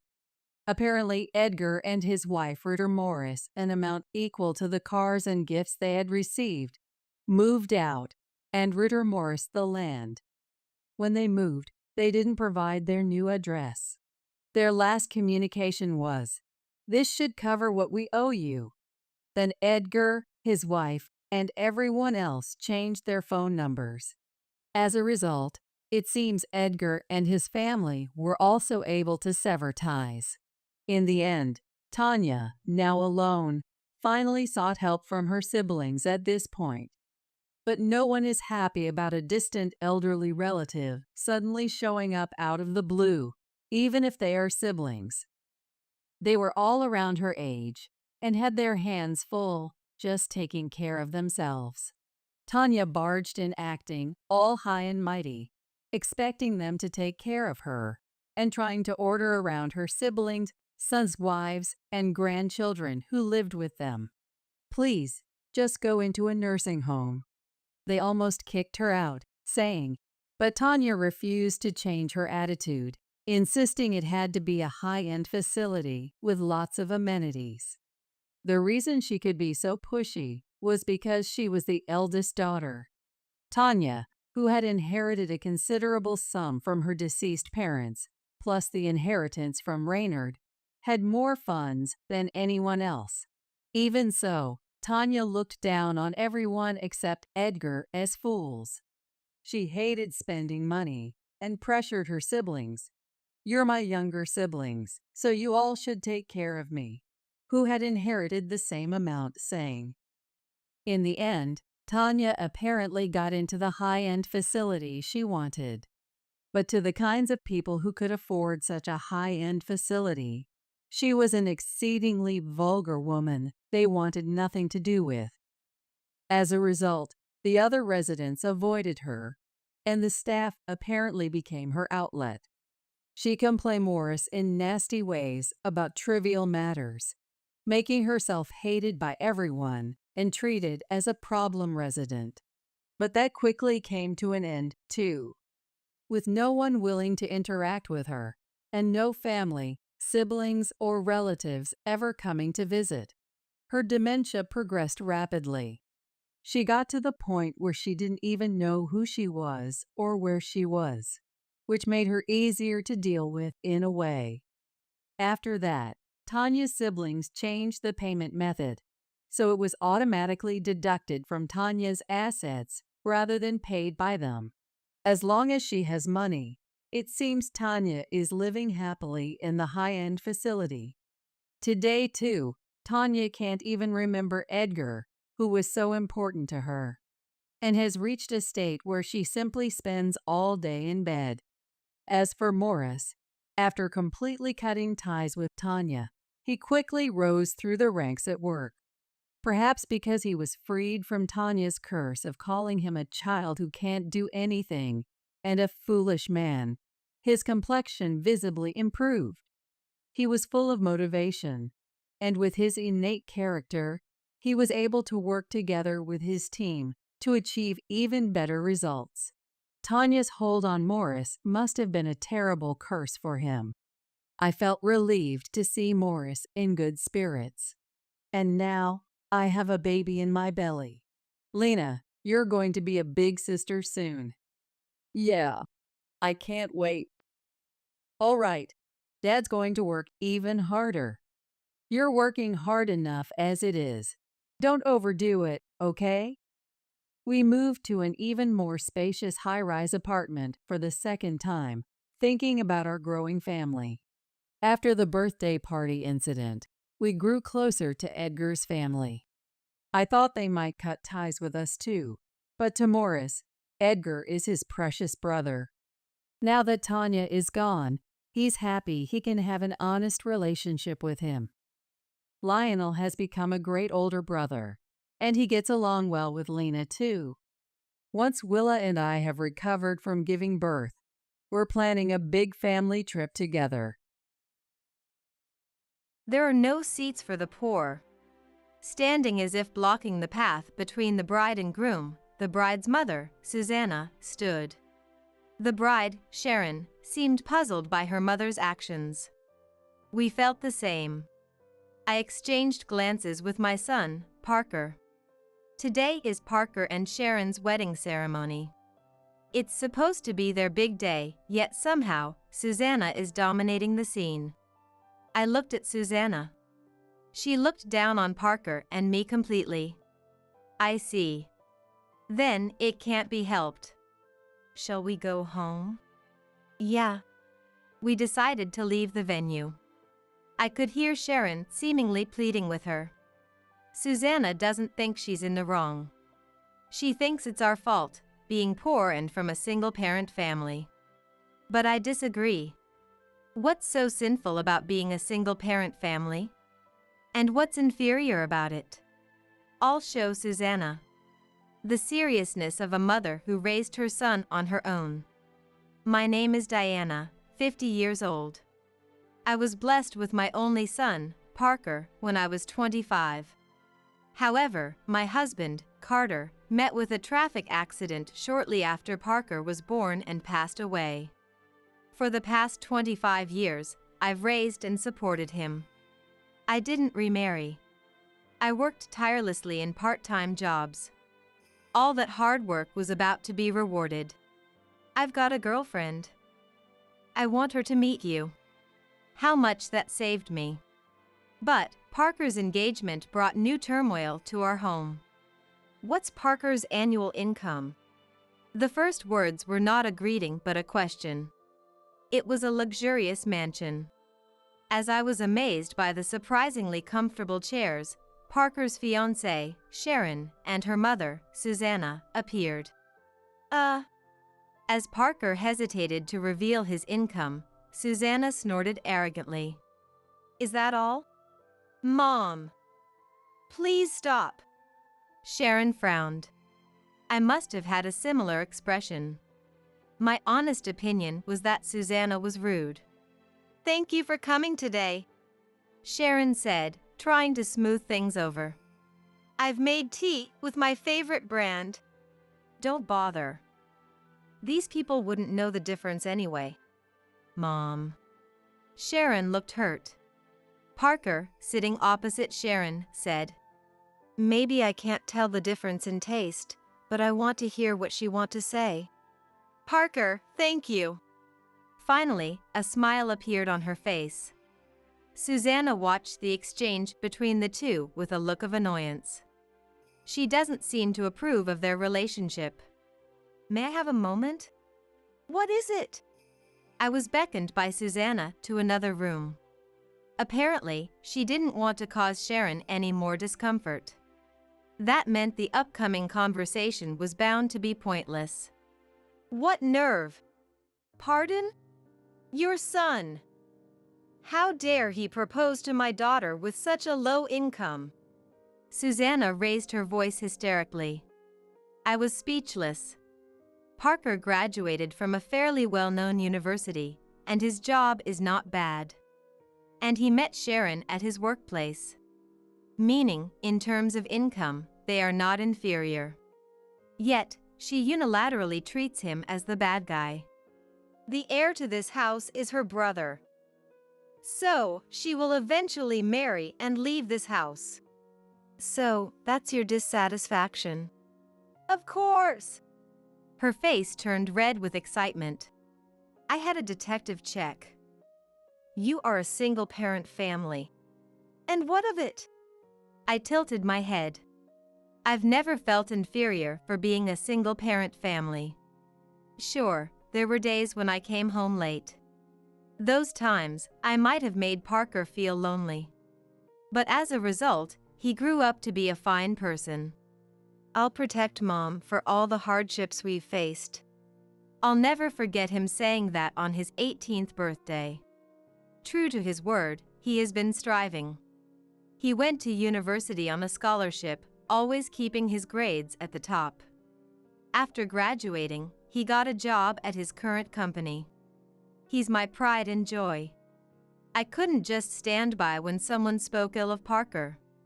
Excuse me, but you must have irresponsibly had a child and then been abandoned by the man. How despicable. You're the one with a terrible imagination, I said, my fist trembling. Susanna frowned. What did you say? How can you only imagine such vulgar things? What's in your head is much worse. I won't allow any more insults to my wife. A low, growling voice sounded. Looking up, an elderly man was standing at the entrance of the room, glaring at us. Carl! Susanna cried out and ran to the man. He embraced Susanna with a sloppy smile. It seems this man is Susanna's husband, Carl. Susanna wore a triumphant smile. She seems to believe that being married somehow makes her superior. Listen, Carl. Yes, I understand. Carl, who had been speaking to his wife in a saccharine tone, suddenly changed his expression and glared at us. If you continue to insult my wife, I will have to call a lawyer. It was you who started criticizing my son unilaterally. I appealed. But it was useless. Carl, smitten with his wife, saw me as an enemy. So, someone like you is going to be part of my daughter's family. Sharon has poor judgment in people. Yes, indeed.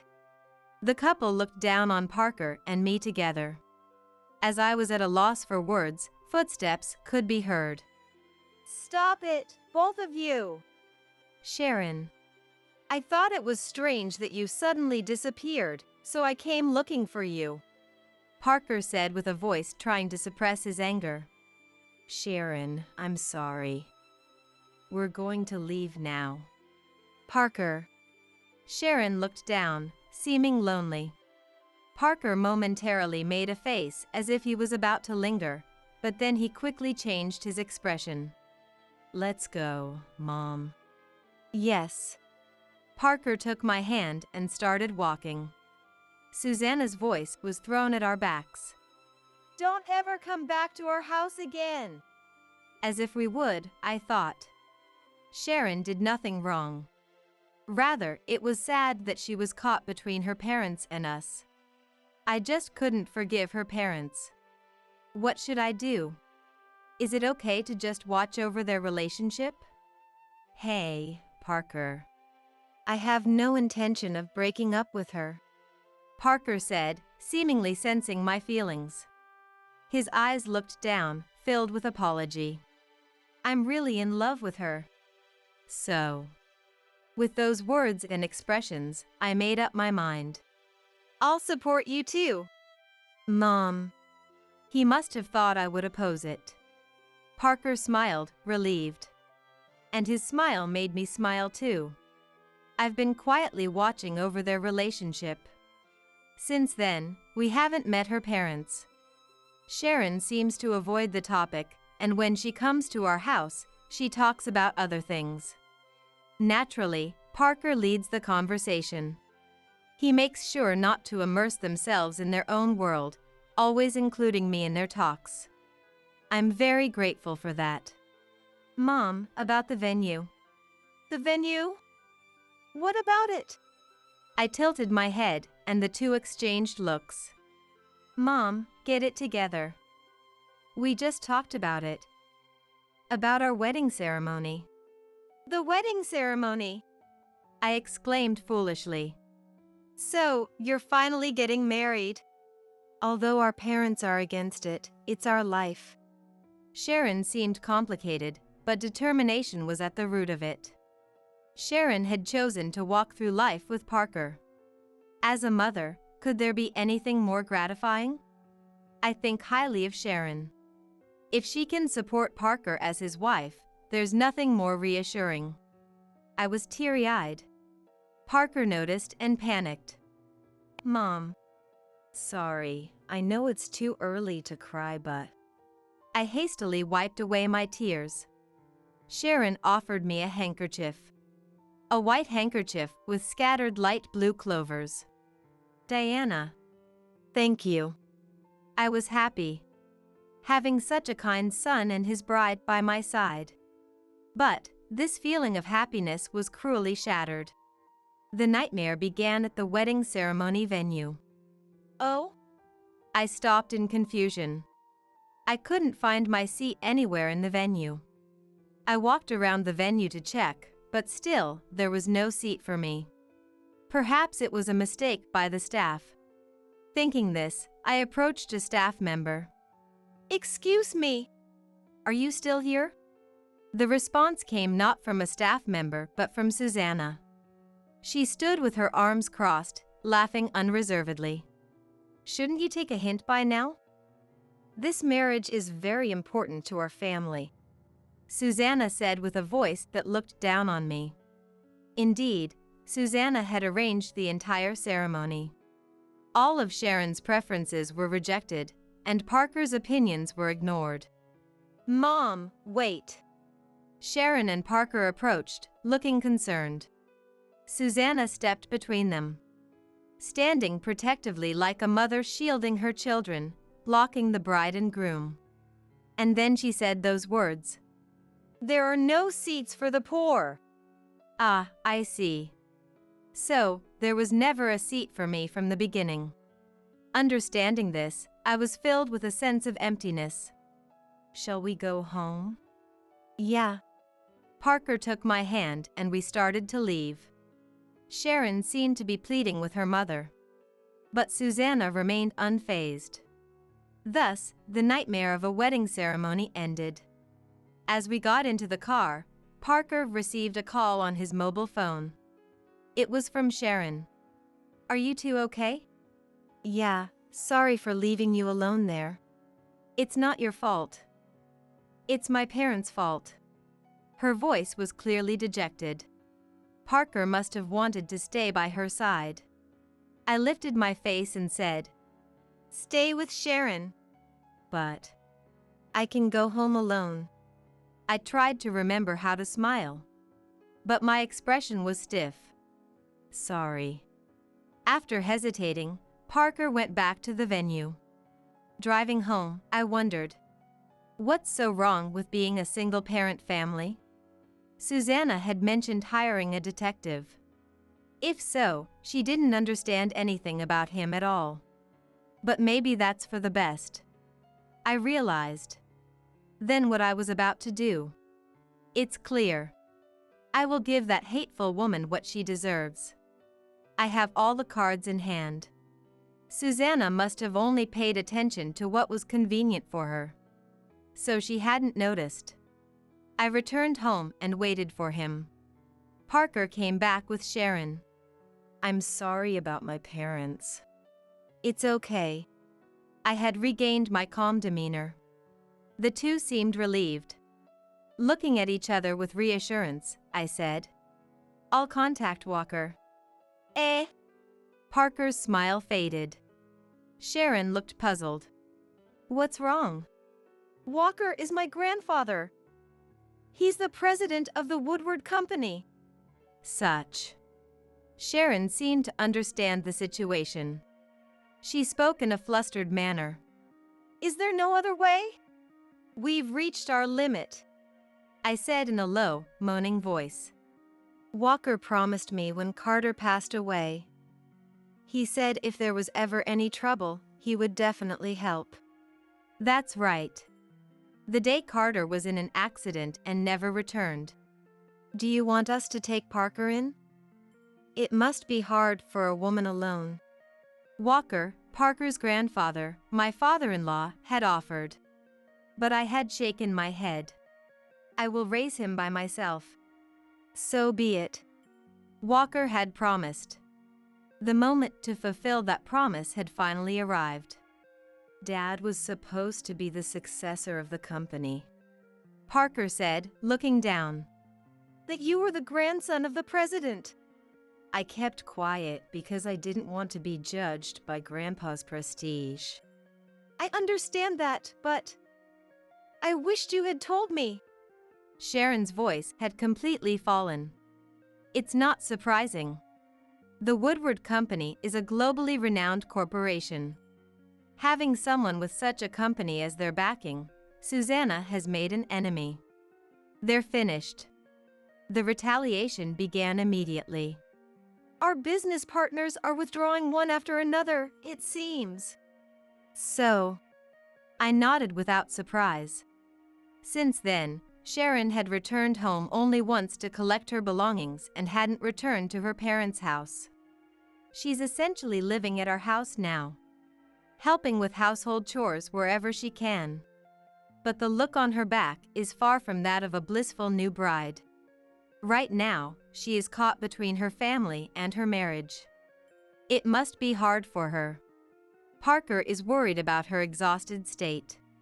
He buys her favorite sweets on his way home from work and listens to her feelings now and then. If this continues, my family will be left homeless. There's nothing we can do about it. I sighed back at the tearful Sharon. Walker accepted me, someone who didn't match his family's social status or education, as his son's wife. It was a testament to his trust and love for his child, who had made his own choice. That is. She hesitated. Her family condemned her for being from a single-parent home, treating it as a fault. They looked down on Parker for not being suitable for their family. But what is the reality? Such. That poor-looking man is the grandson of a big company's president? Impossible. Shouldn't you apologize now? Don't say stupid things. The conversation between her parents that Sharon overheard when she went home to collect her things was just like that. However, since that was the only time she went back, what her parents talked about after is unknown. My mom isn't the type to apologize to anyone. Indeed. Some people only feel fulfilled by looking down on others.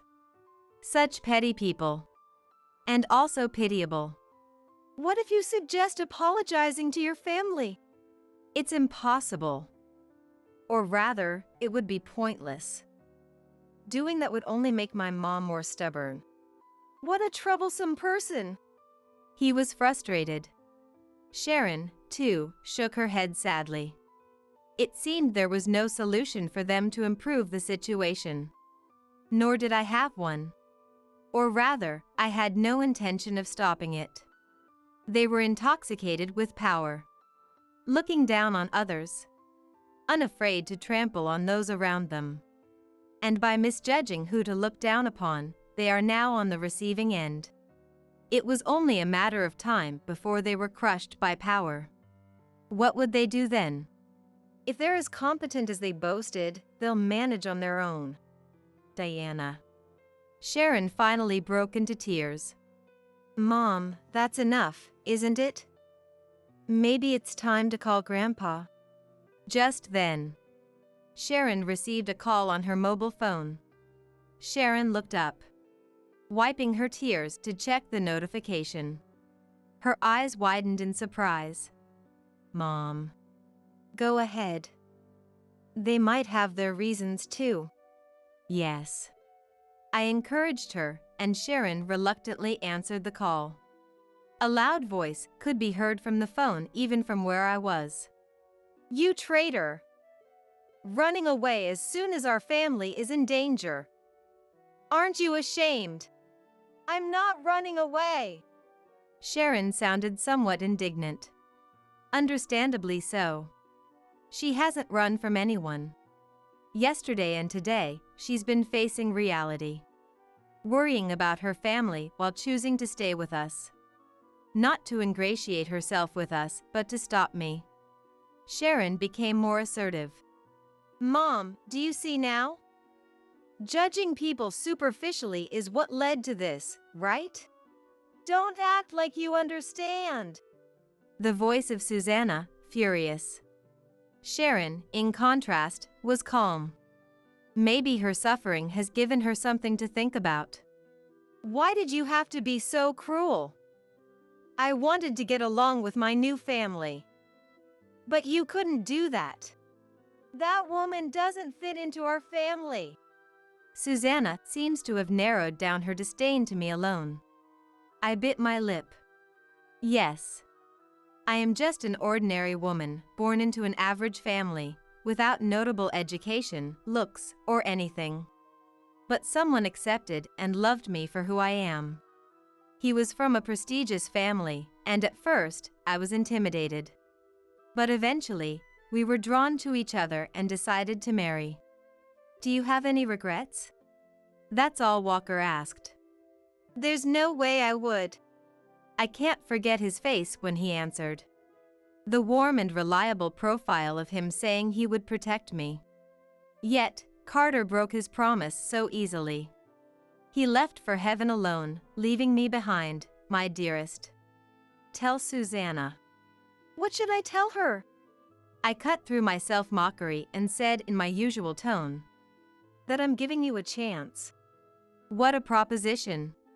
What kind of face I was making. I didn't even know. I'll have Walker come over. Then you can appeal directly that this treatment is unfair. I'd like that. It seems my voice reached without the need for Sharon to mediate.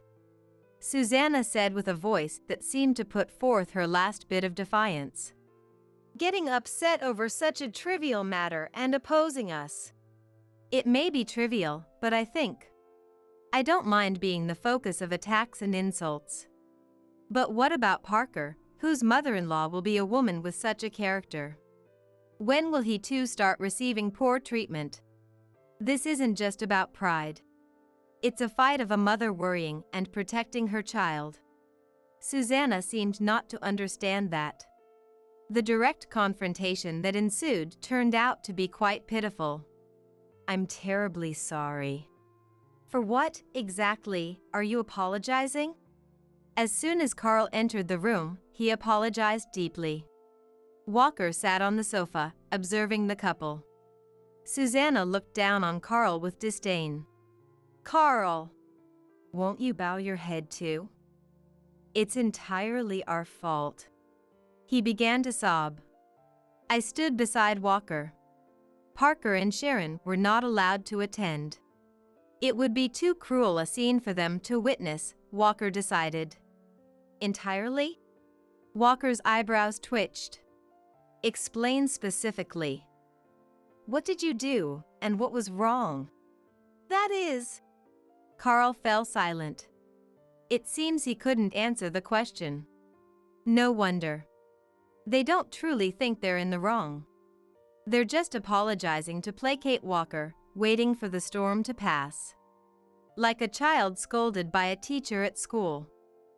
So you're bowing your head without even knowing what you did wrong. That's, well... Carl looked helplessly at his wife. Susanna smiled. It's about the oversight of not preparing a seat for Diana. We're truly sorry. An oversight? I raised my voice. I remember. There are no seats for the poor. What are you talking about? She acted as if she didn't understand what was said. I was dumbfounded. Susanna was trying to pretend it didn't happen because Walker wasn't there. How dirty can you get? You're the one with the paranoia. Stop slandering us already. That's enough, Walker said wearily. So you insist it was an oversight? Of course, Susanna answered immediately. Hope was in her eyes. If she could convince Walker, it would be their victory. But in the next moment, he was furious. How far will you go with your lies? I've confirmed your actions with everyone at the venue, not just my grandchildren. Everyone. That's impossible. The light faded from Susanna's eyes, and she collapsed on the spot. Carl, do something. She clung to his husband beside her, but he was just crying. Walker addressed the pitiful couple. If you had truly apologized from the bottom of your hearts, I might have forgiven you. But what about now? Nothing but lies for self-preservation. I'm so appalled I'm at a loss for words. It's not like your son chose a worthless woman. Susanna screamed in rage. Aren't you frustrated? That such a woman would become your son's wife. Do you hate Diana that much? Walker looked more pitiful than angry. Susanna shouted. Yes.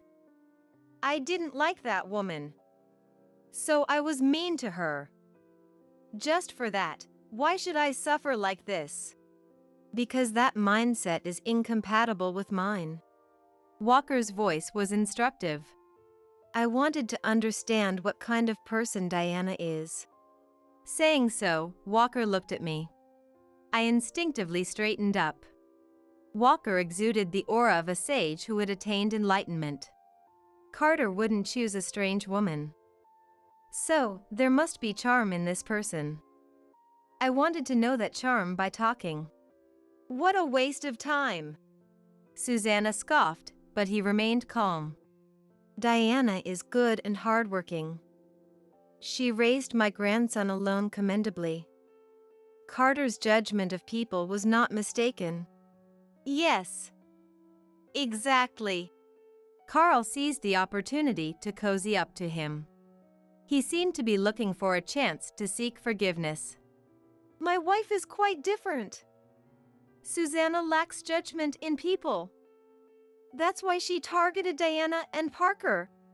You're cowardly, man. He was speechless. Walker slightly frowned and said, Are you pushing all the blame onto your wife?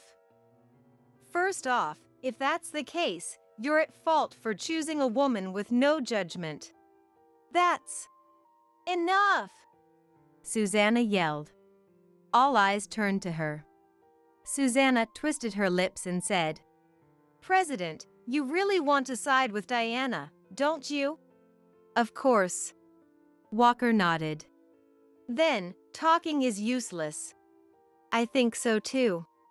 When Walker nodded again, Susanna had already turned her back. Carl, let's go. No point in saying anything more. Now, we have to somehow rebuild the company on our own. That's easier said than done. All our clients have left because of the president's pressure. His meek attitude seemed to displease her. She says in an irritated voice, Then we'll find new clients. That's impossible. He was dragged away as he left. Left behind, I sighed. Thank you, Walker. No need. Walker shook his head leisurely. Then, as if to admonish me, he said, You earned my trust through your own strength and actions. And they earned my disappointment with their words and actions. Yes. Walker had not blindly sided with me. It was my actions that gained his trust, to begin with.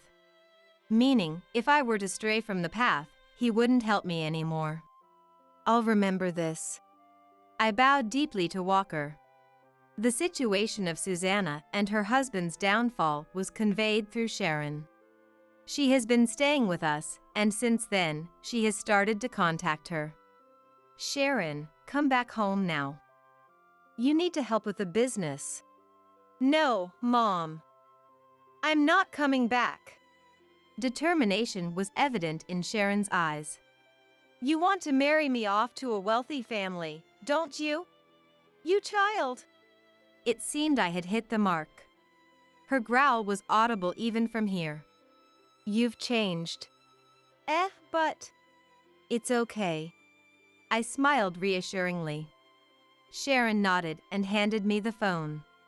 Susanna? How dare you let me hear that voice? I'm not talking to you because I want to. I took over the phone to settle things with her. And also out of concern for Sharon. I said in a calm voice, "I've decided to forget about your meanness." "What?" A foolish response came back.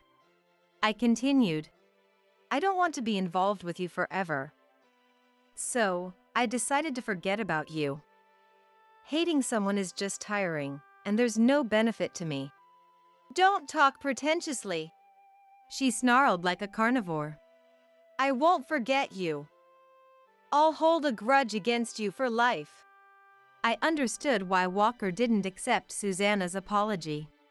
In that chilling voice, "Give me back my daughter. She's my son's wife. There's a marriage certificate." "Then I'll make them divorce right now."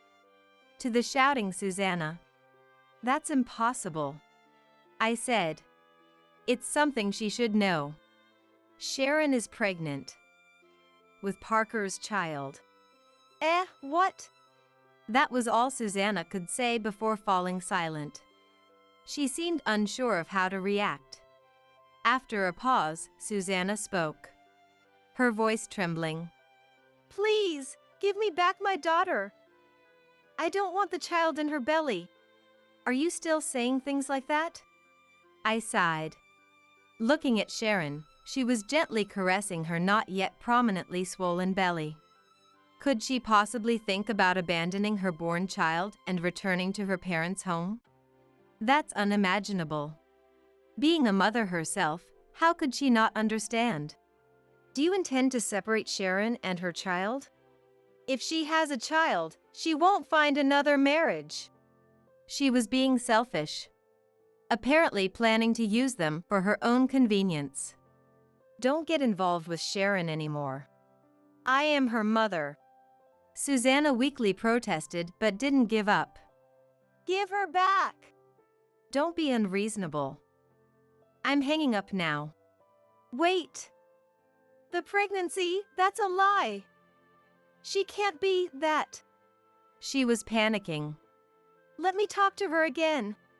"That is, I'll talk to her," Sharon interjected, seeing the situation. "She's in a delicate period now." Worrying it might stress her, I ultimately handed over the phone. "Mom?" "Sharon, right? You're lying, aren't you? That woman is lying, right?" "Mom, it's all true," Sharon said calmly. "I'm going to be a mother in this home. So, I can't meet your expectations, and please, don't call me anymore." Her voice carried a definite force. She groaned, troubled. Eventually, her voice became muffled, seemingly crying. "Sharon, please. We have no other means. Our house is falling apart.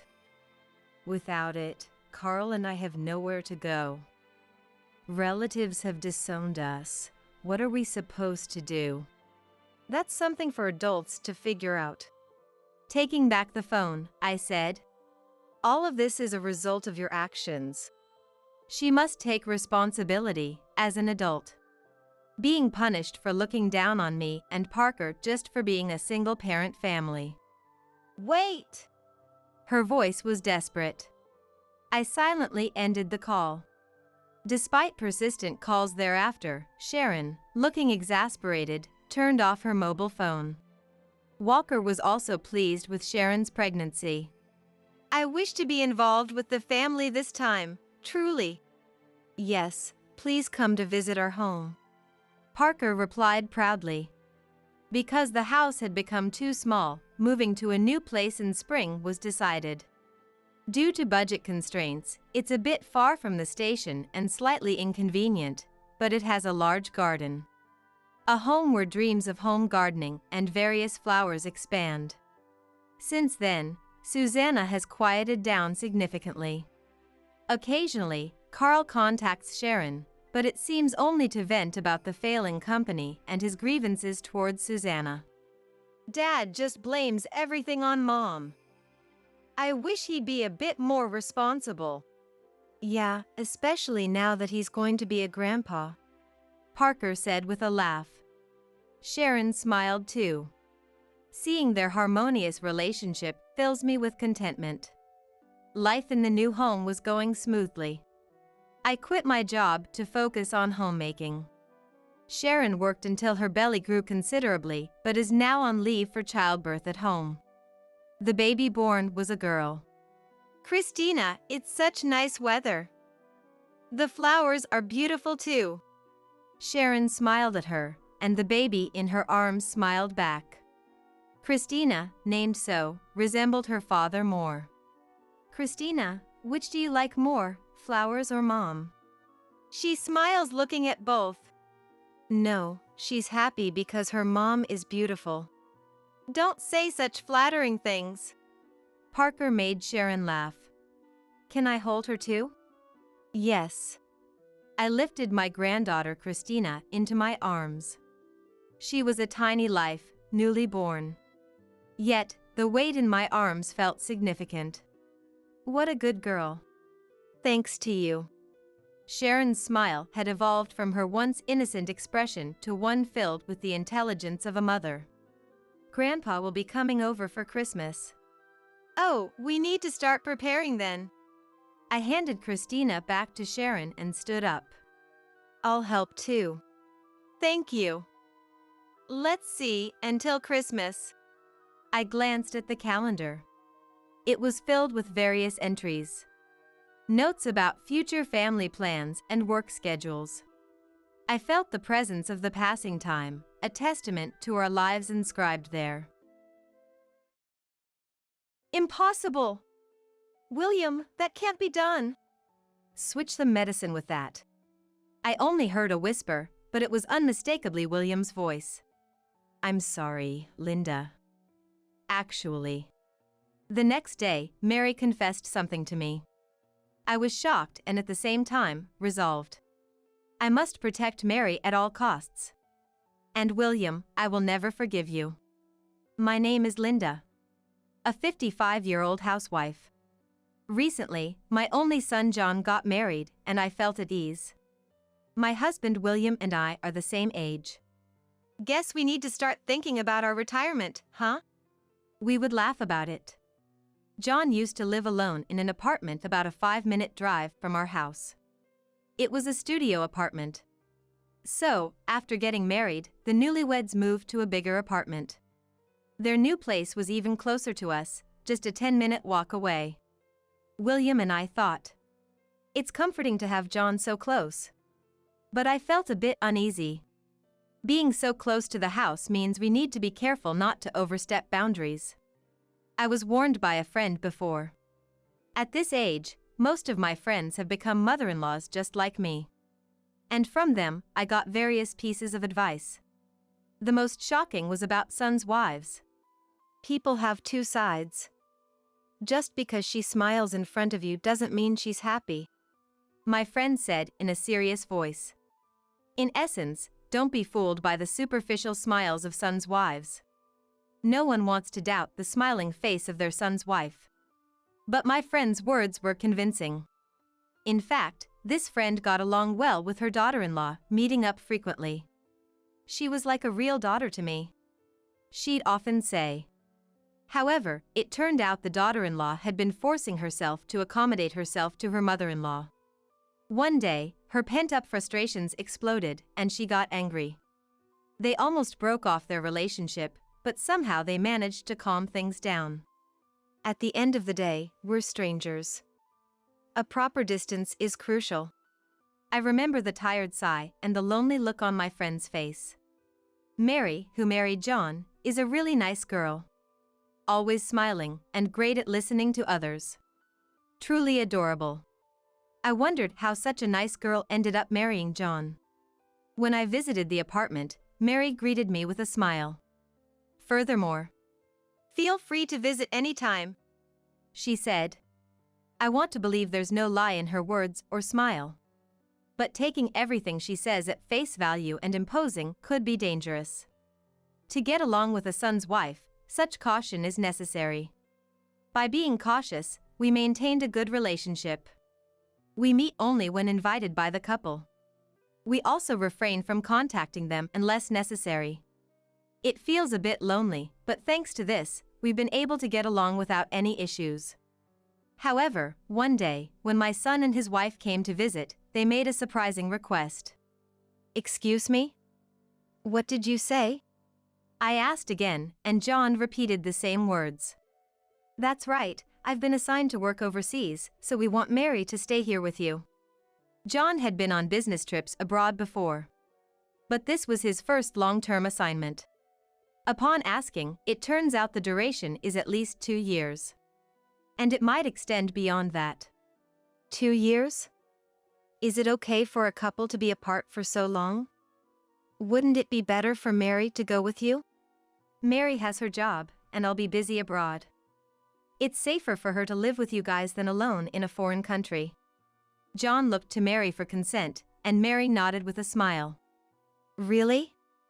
We don't mind, but if we can support our son and his wife, that would be wonderful. But, is this really what Mary wants? Living with us, the in-laws, might be less comfortable for her than following John abroad. If Mary's parents were around, maybe she could have relied on them, but both of Mary's parents have passed away. But why can't she just live on her own? The apartment is close, and of course, we'd be happy to help if anything happens. There's no need to live together unnecessarily. Thinking it would be better for Mary, I suggested this to the couple. But, for some reason, that won't work, Mary immediately said. Mary has some bad memories from the past, and she can't live alone. Mary nodded. Is that so? I'm sorry for not knowing. No, it's fine. Then, living together might be the only option. At that moment, William, who had been silently observing, said, "If that's the case, she should stay with us. There's no need to hesitate. Mary is our daughter now." William smiled at the couple. Besides, he added, I often come home late from work. It'd be better for Linda to have Mary around than to be alone. True, William doesn't start work early, but he often comes home late.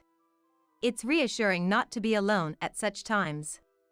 Yes, if Mary is okay with it, let's live together happily. Indeed, there are benefits to living together. Not only drawbacks. And unlike me, a housewife, Mary has a job. We won't always be together. Maybe we could make it work. Thank you. I'm looking forward to it. Us too. And so, Mary began living with us. I was nervous about living together, but Mary was indeed a good person. Linda, good morning. Would you like to join me for breakfast? When I woke up, there were delicious-looking scrambled eggs, sausages, and soup on the table. Oh, thank you. I'm so happy to have someone cook for me, it's never happened before. But, it must have been a lot of work. No, I was making some for myself anyway. I hope it's good. Let's eat. Yes, it's delicious. I'm glad. Mary has a job, so I did most of the housework. But Mary never dumped everything on me. Instead, she actively helped with the chores. John really has an eye for people. Marrying someone as wonderful as Mary, he's a lucky guy. I looked to William for confirmation. Indeed. And he smiled. Living together seemed problem-free. However, about a month into our living together, I noticed a change in Mary. She still did housework between her job duties but started to stay in her room unusually often. After meals, she'd head straight to her room and not come out until morning. Even in the morning, she used to have breakfast with us, but now she'd leave for work before we even woke up. Did I do something to make her dislike me? It's lonely. I told this to William, who returned home late. Are you thinking too much? Mary might just want some alone time. That may be true, but I feel like she's avoiding us. Living together with us. Mary has to be considerate of us every day. Maybe she's tired of it. As I pondered, William patted my shoulder. Don't be too anxious. It's bad for your health. Don't fall sick again. I had previously been hospitalized for a stroke. Remembering that, William looked worried and stroked my back. I'm fine. I'm taking my medication properly. But maybe I am overthinking it. After that, Mary avoided me even more, but I tried not to mind it. Weekdays were okay, but weekends were hard. On weekends, William would go out alone. So, I often went out with Mary. Even if we didn't go out, we chatted at home while eating snacks and spending time together. But recently, Mary would refuse even if I invited her. Moreover, she started going out every weekend. Are you going out now? I casually asked Mary as she was heading to the entrance. Mary looked puzzled and said, "This has nothing to do with you. Please leave me alone." Then Mary hurried out of the house. I understood she was rejecting me. Having been close at first, I was more shocked than I imagined.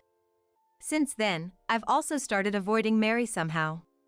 Will things stay this way until John returns from abroad? Maybe it would be better for both of us to stop living together now. I wanted to talk to William, but, as luck would have it, he was not around. William had been away on a business trip for 2 weeks. The weekends were painful for me, so I tried to go out as much as possible. I didn't want to run into Mary. When I got home, I could hear Mary's voice coming from her room. It sounded like she was talking to someone. Since Mary wouldn't invite guests over without telling me, she must be on the phone. "I'm home." I called out and approached her room. As I was about to quietly open the door, I realized Mary was on a call. She was indeed on the phone. Convinced, I thought not to disturb her call and was about to leave. When Mary raised her voice. "It's impossible, William. I can't do that." I definitely heard William's name. William was supposed to be on a business trip.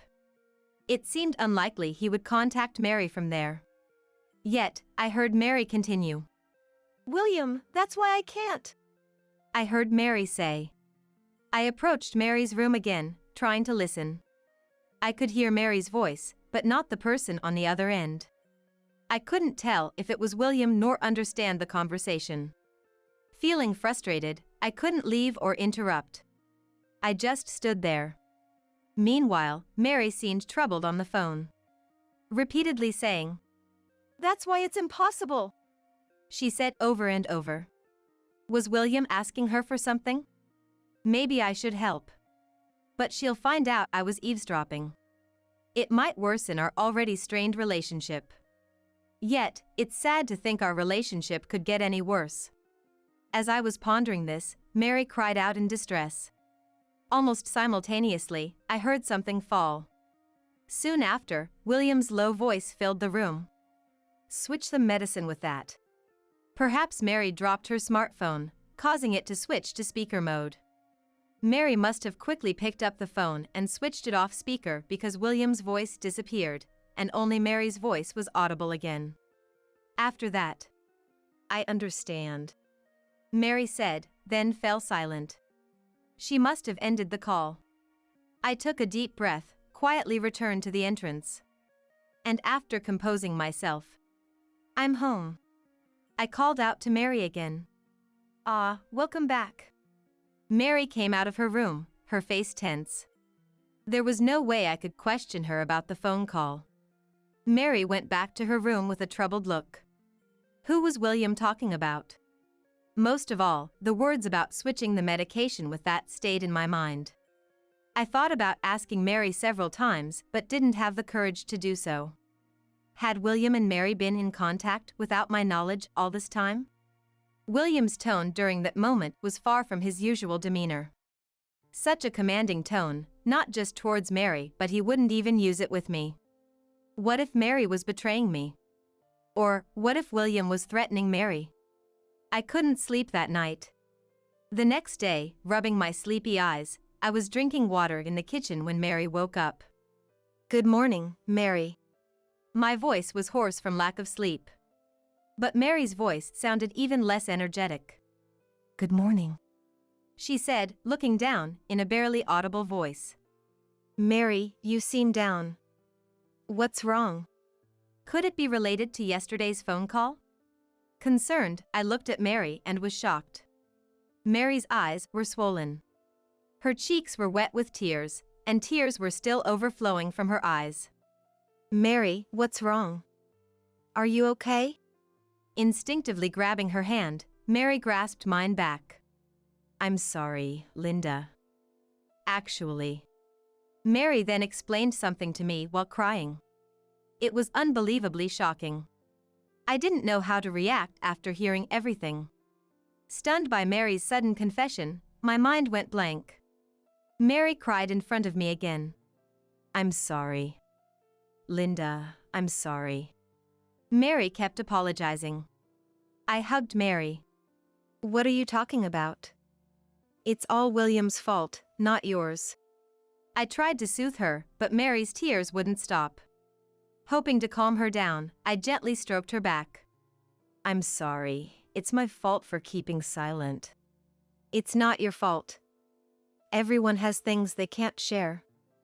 Besides, if John is okay with it, then neither William nor I should interfere in a couple's matters. Saying this out loud helped her cool down gradually. And then, anger towards William started to rise. How many years has it been since William and I got married? We've had our fights and even discussed separation. But I had always intended to spend the rest of my life with William. Never did I imagine he would be plotting such things behind my back. After a while, when Mary seemed to have calmed down, we decided to discuss what to do next. First, we should contact John before William returns from his business trip. For Mary, she thought, I don't want to interfere with his work. But that's not right. He would consider you more important than his job. How would John feel if he found out you've been struggling like this? After hearing this, Mary silently agreed. We tried contacting John, but couldn't reach him. Maybe he was busy with work or asleep. We decided to leave a message summarizing the situation and asking him to call us when he has time. 2 days later, William returned from his business trip. I'm exhausted, he repeated, handing me his bag and jacket. I took them, saying, Welcome back, without really meaning it. Entering the living room, William looked around. What's wrong? I asked, and William replied, Just wondering where Mary is. Scanning the room again. Oh, I sent her out for some shopping. Did you need her for something? I said with a forced smile, and William replied, No, not really. Averting his gaze. While William showered, I prepared the documents on the table. The thought of showing them to William filled me with mixed emotions. After decades of marriage, I never wanted to use such papers. But knowing the truth, I could no longer envision a future with him. William came out of the shower, looking satisfied, and sat down with a towel around his neck. Normally, he would finish off a beer already set out for him. But noticing the absence of beer, he squinted at me questioningly. Hey, where's the beer? There's no beer today. Look at this instead, I urged, and William, looking at the papers on the table, was shocked. What's this? He said angrily, staring at the table. I clenched my fist and said, These are divorce papers. Please, let's get divorced. Huh? William shifted his gaze from the divorce papers to me. Divorce? Why? I sensed more anger than confusion in William's voice and expression. Why does someone like me have to be told by you to divorce? I can almost hear him saying that. It seems like you wanted a divorce, right? William looked surprised. No, I never, that. I couldn't help but laugh. What's so funny? Because you're so flustered. Oh right, you didn't want a divorce, you wanted to remarry. William remained silent, looking troubled. That, I know everything. Your affair with another woman, trying to make me take medication to be with her, and what I can't forgive the most is that you threatened Mary. William turned pale and started to sweat. With that face. It's not true, that's not it. He kept repeating excuses. Whatever you say is pointless. I heard everything from Mary. Mary, that bastard. Mary had debts before getting married. It seems William found out when she was talking to John about it on the phone. The reason she couldn't live alone was because she wanted to use the rent money to repay the debt. Knowing she had no money, William must have thought he had the upper hand. He had Mary doing menial tasks behind my back. Mary, afraid of being thrown out, couldn't stand up to William. Apparently, Mary was keeping an eye on William every time she had a day off to break free from him. That's when she witnessed William cheating. When she confronted him, "Linda will be the one who's sad," he brazenly responded. And then, brazenly, since it was out in the open, William ordered Mary to switch my medication. "So, you thought of getting rid of me because I was in your way?" Yes, shockingly, the person William was talking about over the phone was me. Having had a stroke before, there's a medication I must take daily. Without it, I'm prone to blood clots, and unluckily, it could be fatal. William was planning to swap my medication with something else. Of all things, to swap it with a vitamin pill, huh? For most people, it's just a supplement, but for me, it's poison. Depending on the type of vitamin, it could increase the risk of blood clots. In other words, William was after my life. Anyway, I can no longer stay with you. Please, let's get a divorce. We'll discuss the money for the divorce proceedings through a lawyer later. William looked frustrated and then turned his gaze to Mary, who returned. "Mary, how dare you do this? You know what will happen, right?" Mary showed a momentary look of fear, but when I took her hand, she glared back at William. "I know. It's okay now. I have Linda." "What? Getting cocky, aren't you?" William seemed ready to pounce at any moment. But just then, there was a noise from the entrance, and John appeared. "Are you okay?" John stood in front of William, shielding Mary. "John, why are you here?" "I got a call from Mom and rushed back from overseas." "Dad, I'm disappointed. What have you done?" "At first, I just wanted to exploit a weakness and leave. But then, I needed money. Either way, it's despicable. I don't want to see your face anymore. Just leave." "Wait. Are you okay with this, Linda? Saying such things? You're a housewife without an income. You won't be able to live. Don't worry. I'll get the money for the divorce proceedings from you. Besides, this house was inherited from my parents, so don't act so high and mighty."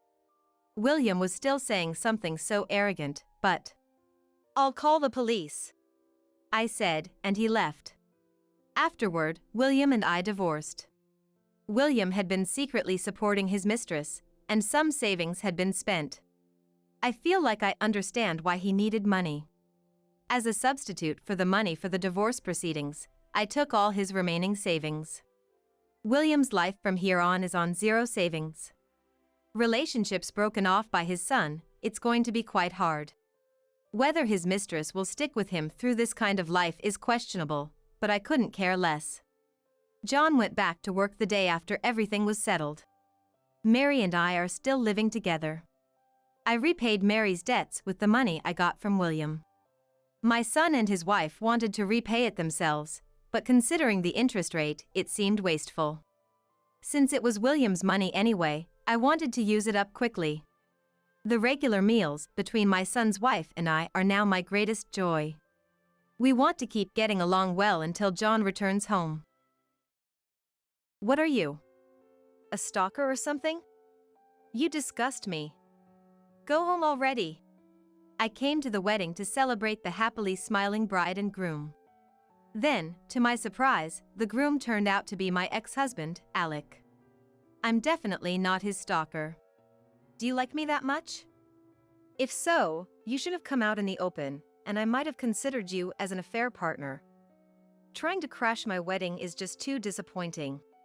All my past anger and the shock of suddenly encountering Alec just vanished. As Alec wished, I decided to leave. However, 30 minutes later, I ended up returning to the venue with someone. I wonder if Alec would be pleased with the surprise guest. It's going to be more interesting than any entertainment. I'm Melissa, 36 years old. I met my husband Stuart 10 years ago. At the nursing home where my grandmother was staying, I blurted out big when I first met Stuart, a caregiver there. He's close to 6.5 feet tall, big both vertically and horizontally. As I covered my mouth with my hand, feeling I had said too much, he smiled shyly. Big, right? Everyone calls me a bear. Gradually, I got closer to Stuart. Despite his appearance resembling a wild man-eating bear, his personality was like a cute bear sunbathing at a bear park. Kind, gentle, and comforting to be around. I never dreamed of marriage and had decided to stay single, but my stubborn heart was softened, and I ended up marrying. Now, blessed with our 4-year-old son Leon, I deeply feel it was the right thing to do. The reason I avoided marriage was because I had failed at it once. I got married for the first time at 22. To a man who was the opposite of Stuart, modern, slender, fresh-faced, and handsome. His well-featured face could make anyone believe he was a celebrity.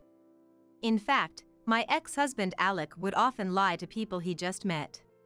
I used to model in Boston. Our married life was in my hometown, where it was quite rural. Not a farmland rural, but a place where everyone needs a car. Yet supermarkets and hospitals are only a 10-minute drive away, and if you drive 30 minutes more, you'll find a large shopping mall as well. I think it's a nice countryside. And as for Alec, he came from the city. He attended a nearby university and stayed in the area after graduation. At first, our marriage life was enjoyable. Alec got along with my friends, often suggesting we call someone to hang out. Being young, we would gather with friends, drink, and have fun. Alec was quick to fit in with a female-dominated environment. I thought he wanted to cherish everything about me, including my friendships. He loved me that much. I truly believed so. This is hard to say, but it was a few months into our marriage. A friend approached me seriously. Alec has asked me out multiple times, to hang out just the two of us without telling you. It wasn't an invitation to play tag or pretend. My head was immediately filled with indecent thoughts. And it wasn't just her. Alec had approached almost all of my friends. I felt betrayed by Alec and sorry for my friends. I confronted Alec immediately. I'm just saying that to be sociable. It makes women happy. Alec carelessly patted my head as I turned red with anger. Well, some simple women might misunderstand kindness from a handsome guy like me. Luckily, none of my friends betrayed me to go along with Alec's invitations. Everything was attempted but not fulfilled, and my friends forgave him with awkward smiles. After that, Alec's interactions with my friends ceased. Alec was also close with my parents. Once a month, he would visit my parents' home and drink with my father. With no more plans with my friends, visits to my parents increased. Got some booze for today. Alec and my father, both fond of alcohol, got along well, and home visits would turn into daytime drinking sessions. Alec would bring selected drinks as gifts, pleasing my father. My mother, Reagan, would prepare appetizers, and we spent lively times as a family. Alec, comfortable and natural with my in-laws, was well liked by them. But gradually, my parents started to act differently. One time, as I was about to go to the bathroom, my mom stopped me and whispered secretly, "We'd appreciate it if you could reduce the frequency of your visits. You know, we're getting older, and it's becoming difficult for us." She was vague, but it seemed she had more to say. The alcohol Alec brought today is hard to come by, you know. I heard it costs $500. What? It's not that expensive? My mother clammed up. Then, she revealed something I hadn't expected. He's been asking us to pay for it. What? It's nice having Alec over and the alcohol is good. But, honestly, it's a burden to pay for expensive alcohol every time. Initially, the cost for the alcohol was around $20. Could I get the money for the alcohol? He would say so nonchalantly, and my mother happily paid. But gradually, the price increased, and it became normal for it to exceed $300. However, the actual cost of the alcohol was at most $50, and above all, it was purchased with our living expenses. $500 is just too much. But we can't spoil Alec's feelings, right? Indeed, my parents had repeatedly said that gifts were unnecessary, without me realizing the underlying sentiment. I thought I was doing filial piety by visiting frequently with Alec. I immediately confronted Alec, who looked happily flushed, about asking for money. Maybe because he was drunk, he responded nonchalantly. "What's the big deal? If you go to a club, you pay a lot of money, right? I'm bringing alcohol and drinking it with them, so I should get paid, or it's a loss." He didn't care about my anger at all, almost as if he expected gratitude. Turning towards my beet-red face, he laughed. "Hey, Melissa turned into an octopus. Reagan, make some octopus appetizers." I was so dumbfounded by the absurdity of it all that I lost my words. I just exchanged looks with my parents, who had twisted expressions. Alec seemed to like my family home. Unlimited drinks, a mother who worked like a maid, and he even receives pocket money. But I couldn't bring Alec home anymore. Ah, so boring. I'm nice to you and this is how you treat me. After that, Alec stopped coming to the house and started going out alone.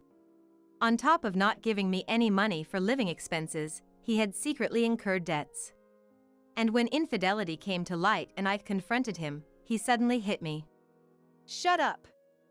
I don't need you anymore. It's over, we're getting divorced." And that's how we ended up divorcing. A bitter memory I don't want to even remember. I had forgotten about him, blessed with a new family, but 13 years after the divorce, for some reason, Alec was here. And next to a bride in a pure white dress. Alec was the groom. It was a wedding I was invited to by my junior at work, Chanel. The guest list exceeded 300 people, a grand ceremony. Alec in his late 30s had changed his vibe, but there was no way I would mistake him for someone else. The radiant beauty of his youth was gone, replaced by the air of a sweet, calm gentleman. He was spreading his best smile all over the reception. I had dressed up nicely but tried to make myself less noticeable by slouching a bit. My mind was full of why and how. Maybe my suspicious behavior made me stand out more, as I locked eyes with him. I smiled awkwardly and nodded slightly while sweating. Oh my God, how awkward. I felt so uncomfortable that I went to the bathroom. The reception had just started. I spent some time there, but I couldn't stay hidden for another 2 hours. Reluctantly, as I was about to return, Alec, with his arms crossed, was blocking the way in front of the venue. "What are you doing here?" I wanted to ask the same. When we divorced, Alec had scornfully said he hated country folk and moved to the city. I didn't know he had come back to my hometown. Alec leaned in with the same unpleasant smile as before. "What's the matter? You still hung up on me after all these years?" He seemed gentlemanly earlier, but it must have been just the outfit and the setting. Alec was still laughing vulgarly. "Wow, you've got wrinkles. You've aged. You were cute when you were younger, but marrying for looks was a mistake. Good thing I divorced you back then." Alec pointed at the faint laugh lines I was self-conscious about and laughed all by himself. I've always felt he was a bit immature, but now it's just creepy, like he's still a little kid. "Oh, wait a minute, what was your name again?" "Oh, Averill? Betty? Let's see, oh yeah, Melissa. Look, just give up on me already. As you can see, I'm married." "I've already." I started to say, but Alec wasn't listening to me. "Can't believe you were able to stalk me with that face of yours. Don't you own a mirror? Or are your eyes rotten? Oh, maybe it's presbyopia? Let's make things clear, with your looks, there's no way you and I could start over. Ah, I didn't want to see you. In my memories, you were still cute. Don't tarnish my memories." Alec stuck out his tongue in jest. Our past is already tainted. I only remember fighting with Alec, and if it's possible, I'd remove those memories from my brain. I wasn't prepared to encounter Alec like this today.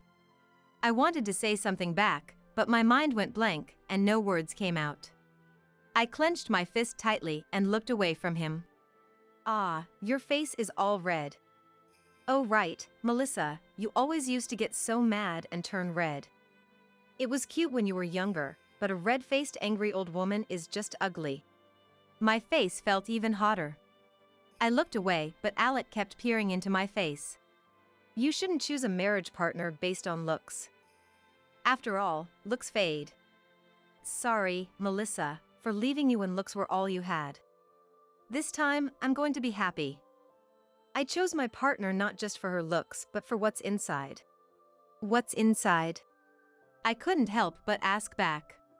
Yeah, the inside. You must have been able to sneak in because there are so many people, but don't you see that you don't belong here at a wedding? Get lost already. He gestured as if he was shooing a dog away. But Again, Alec didn't listen to my words. Stop it.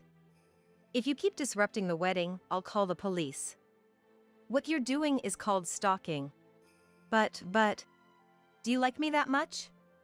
If so, you should have come out in the open, and I might have considered you as an affair partner. Trying to crash my wedding is just too disappointing. Alec was loquacious, not giving me a chance to interject. He's always been talkative, but now he seemed overly excited. Breathing roughly, he finished speaking to me. What are you? A stalker or something? You disgust me. Go home already. I came here to celebrate the happily grinning bride and groom. I'm certainly not Alec's stalker. But I didn't feel like clearing up Alec's misunderstanding. Fine, I'll leave. Past anger and the confusion of suddenly encountering Alec just disappeared, and I answered emotionlessly. I had my bag with me, so I decided to leave without returning to the reception. I turned my back and Alec waved at me. Bye-bye. I turned around and asked one last question. You chose her for what's inside?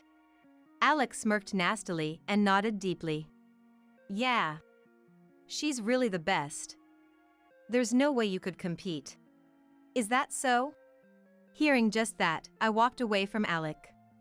The wedding venue was on a small hill. Surrounded by the clear sky and the sea, it was a beautiful location with no buildings around. However, it's hard to return to town without a car.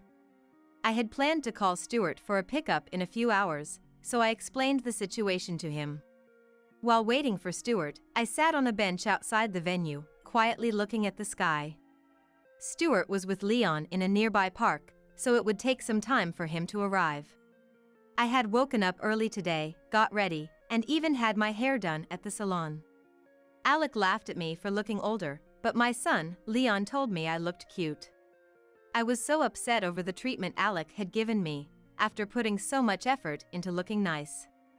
30 minutes had passed since I left the venue. I thought it was Stuart calling when my mobile phone rang, but the screen strangely showed Alec.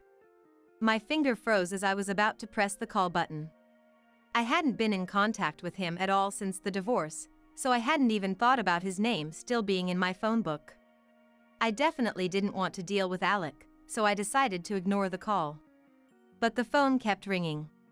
After about 3 rings, it stopped, only to start ringing again without a pause. What's this? Does he still have something to complain about? In no time, the missed calls had piled up to dozens. At this point, it's hard to tell who the stalker is. Checking my call history, I realized a colleague from work had also called. Interrupted by Alec's incessant ringing, it was resulting in a missed call notification. While fiddling with my phone, scared of accidentally making a call, I noticed a message from my colleague amidst the missed calls and managed to check it.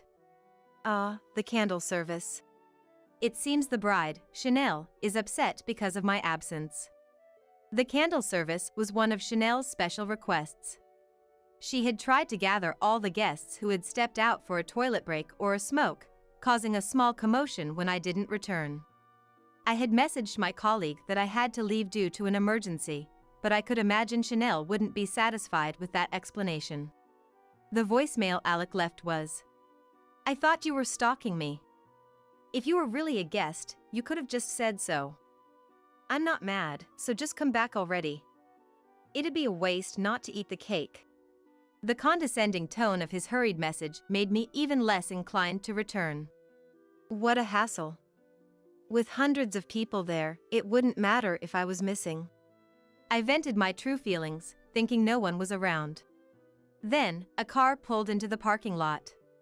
To my surprise, a woman in a pure white dress got out of the driver's seat. She looked exactly like a bride. Normally, brides get ready at the venue, so this was clearly unusual. I couldn't help but stare at her. Noticing my gaze, the woman gave me a kind smile. "Thank you for attending our wedding today." What?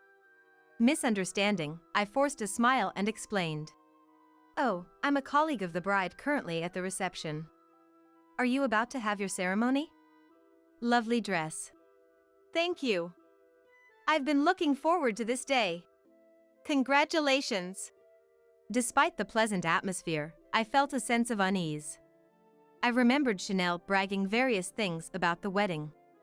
How she requested the highest quality catering, a dress by a famous designer. Her bragging wouldn't end and our break times were completely consumed by those topics. And one of them was the exclusive booking of the wedding venue. Normally, up to 6 couples could hold their ceremonies in a day. However, Chanel insisted on having her special day all to herself. I wondered if the woman had gotten the date wrong. The happily-looking woman confided a secret, saying, "Actually." Hearing this, I headed back to the venue I had just been kicked out of. It seemed like it would be more entertaining than any special performance. At the entrance of the banquet hall, Alec and Chanel were having an argument. Noticing me, Alec hurried over. "I've been waiting for you forever." Chanel, having been informed by Alec, glared at me. "So you know Alec? I heard you used to like him and followed him around. Saying you can't celebrate the marriage of someone you used to like and leaving? That's something middle or high schoolers would do. How inconsiderate." "Chanel, it was Alec who told me to leave. Don't be annoying. Can you not call my husband by his first name?" Alec avoided my gaze as soon as I looked at him. As if a casual lie could cover the truth. Right, I should have been more considerate. After all, Alec and I divorced over 10 years ago. "Excuse me? What did you say?" Chanel tilted her head in confusion. Obviously, Alec hadn't shared any inconvenient truths with her. Alec tried to silence me, but I spoke up anyway. "What do you mean?" "Alec and I were married." Chanel's eyes widened in shock. Alec, sensing danger, shrank back like a scared kitten. "What? You used to be married? I didn't know about this. Unbelievable." Before the wedding, Chanel often spoke about her ideal partner. "Someone with fair skin, a model-like face, who would grant all my wishes like a prince. And of course, he has to be utterly devoted to me." A wish list that seemed pulled straight from a fairy tale. I had heard she had dated twice in the past, but she broke up with them because they merely glanced at another girl, screaming betrayal at the slightest provocation. She would never accept a history of divorce. Then Chanel, giddy with the notion of having found her Prince Charming, had married Alec after a brief courtship. It was Chanel's mistake for not looking into him more, despite her usual insistence on details. Alec hurried to cover up. "Chanel, it's not what you think. I did marry her, but it was a youthful mistake. A folly of youth, you know? And to prove it, we split up after about a year." He tried to put his arm around Chanel's shoulder, only to be shrugged off. "I had pretty much forgotten she existed, and now I'm all about you, Chanel. It's actually her who's been bothering me. She kept staring at me during the ceremony, and it was really creepy. Come on, Chanel, Melissa is the annoying one. You know I wouldn't be interested in someone like her. Trust me." Chanel's lips were clenched so tightly that they bled. She seemed to be holding back her anger. I get it, Melissa is the annoying one. I mean, you knew it was Alec as soon as you saw the invitation, right? Did you dress up all fancy because you thought you'd see Alec? Talk about creepy. Thinking there might be a chance? I had become the common enemy of Alec and Chanel. By berating me, Chanel seemed to have felt better and snuggled up to Alec artificially. She's my stalker. Probably got mad knowing I was getting married. Lately, she's been following me around. It's been truly creepy. It was too much not matter how much she likes me. Stalking and then showing up at the wedding thinking there's a chance is just too creepy. They laughed together. A vulgar laughter that didn't suit the beautiful bride and groom. Melissa, I'm sorry. I know it must be hard to see me and Alec so happy, but it's unthinkable for someone to leave in the middle of the ceremony. Please, stay till the end to get over your feelings for Alec. I was ridiculed thoroughly. I couldn't possibly celebrate their union now. Chanel, I really didn't know the groom was Alec. Save your pointless act. It's true. Because he had a different last name back then. Chanel, not understanding, was carefully enlightened by me. He was Alec Brown before. Now, Alec Taylor. Do you understand why? Alec was the first to pounce on me. Not that we were getting along, but Chanel, with a look of anger, pulled us apart. This made it easier to continue. Alec has been married and divorced several times after divorcing me, even taking his wives' last names. Alec yelled, "Shut up," but was immobilized by Chanel, who had thrown her arms around him. Chanel's grip tightened, and Alec began to moan in pain. Alec's history of divorces wasn't just once. It appears he had been married and divorced at least 5 times. Knowing the truth, Chanel's grip tightened around Alec to the point it seemed she might be breaking his spine. Alec couldn't even make a sound. To those unaware of the turmoil, they might appear as a passionately embracing bride and groom. The banquet staff, previously too intimidated to intervene, finally managed to stop Chanel. Chanel's fiery temper had evidently left the staff terrified. But they seemed to realize Alec's life was in danger if they didn't act. After a bit of coughing, Alec turned his fury on me. Melissa! Secretly following me around and digging up unnecessary information. You're beyond what you call a stalker. Although Alec's bloodshot eyes were frightening, I kept my composure. Come on, it's your wedding. Let's keep it calm. I looked towards the lobby and saw that she was prepared. Alec, congratulations on your wedding. I clapped loudly. Perplexed Alec and Chanel watched with a perplexed expression. Then a woman in her wedding dress approached. The shyly smiling woman was far more charming as a bride than Chanel. While I was blessing them with a full smile, Alec stepped back with a pale face. Isabel! The woman who had arrived at the venue in a wedding dress was named Isabel. According to her, she had been dating Alec until a few months ago. They even got engaged. But he broke up with her suddenly without giving a reason, and Isabel couldn't accept it. Upon investigating, she discovered he had another fiancé and was repeatedly getting married. Her unceasing smile in this situation was eerie. Though skeptical of her story at first, the evidence of their relationship and the detailed records of Alec's past she provided made disbelief impossible.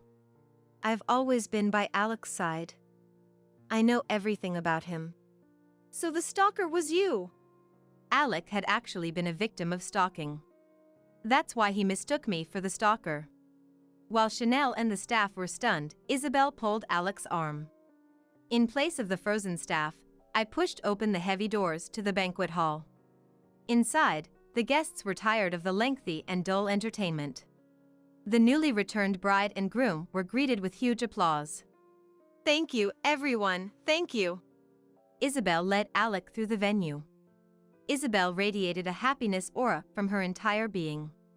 Alec, now utterly soulless, barely managed to stand. A light push on his index finger might topple him. Gradually, the applause thinned, and the room grew so quiet you wouldn't think it held hundreds of guests. Who are you? Finally, Chanel shouted. Lifting her dress, she stormed towards Isabel. A beautiful bride and an ugly bride faced off. I was the one promised to marry Alec. Chanel pulled on Alec's right arm, while Isabel clung to his left. Lies. It's not a lie. I presented the evidence Isabel had prepared to Chanel. Even after seeing it, Chanel screamed, "It's a lie," and threw the evidence away. A guest picked it up, and a game of telephone started spontaneously. While Isabel and Chanel fought, the whole venue quickly became aware of the situation. Even as the staff and both families tried to intervene, Chanel was too agitated to be stopped. Isabel laughed madly. Of course, the wedding couldn't continue, and the guests were practically kicked out. Alec, notably, had fainted on the floor. An incensed Chanel, not noticing Alec had collapsed, impressively trampled over his face. Isabel vanished after seemingly fulfilling her revenge. Though Chanel had been cheated on by Alec, she received no sympathy from anyone. Her disgrace at the wedding was too much to elicit even pity. Chanel came from a wealthy family, the only daughter.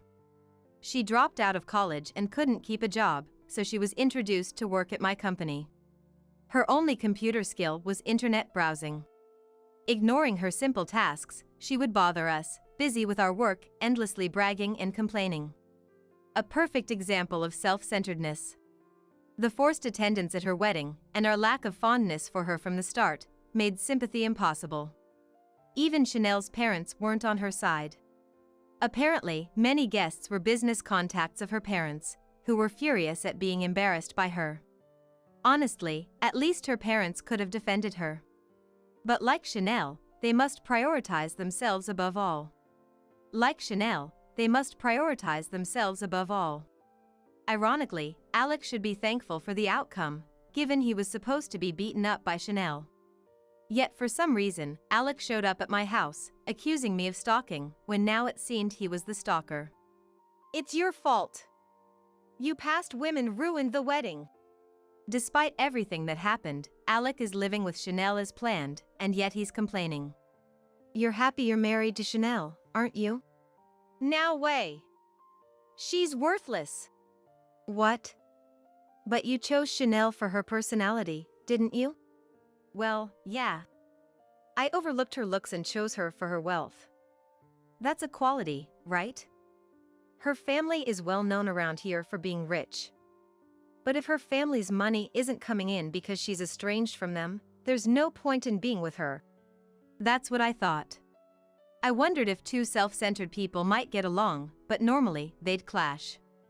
Alec was just pretending to be a prince, hiding his true self. He often complained about how boring the countryside was during our marriage, but he mentioned one good thing about it. The culture of respecting men still existed. Indeed, Alec was treated as an honored guest at my family's home, so he got carried away.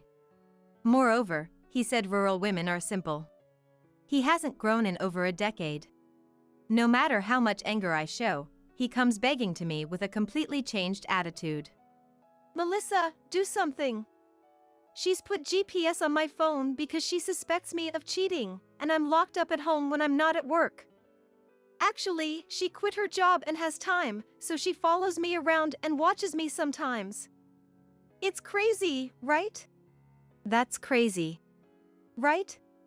She's the one who's crazy. But it can't be helped. Alec, you would cheat right away if she didn't do that, wouldn't you? It's natural for him to be suspected, as he has no credibility. Alec plays the victim, but he is undoubtedly the perpetrator. I can't even take a breather, let alone cheat. I hate this, I want to escape, Melissa, help me. Alec is nothing but a blemish on my life. Even his attempts to evoke pity is just repulsive. Just as I was getting fed up, a screech like a beast's cry echoed from afar. However, the source of the cry, charging like a gorilla, was Chanel. What are you doing here? How? You were out and I even left my phone at home.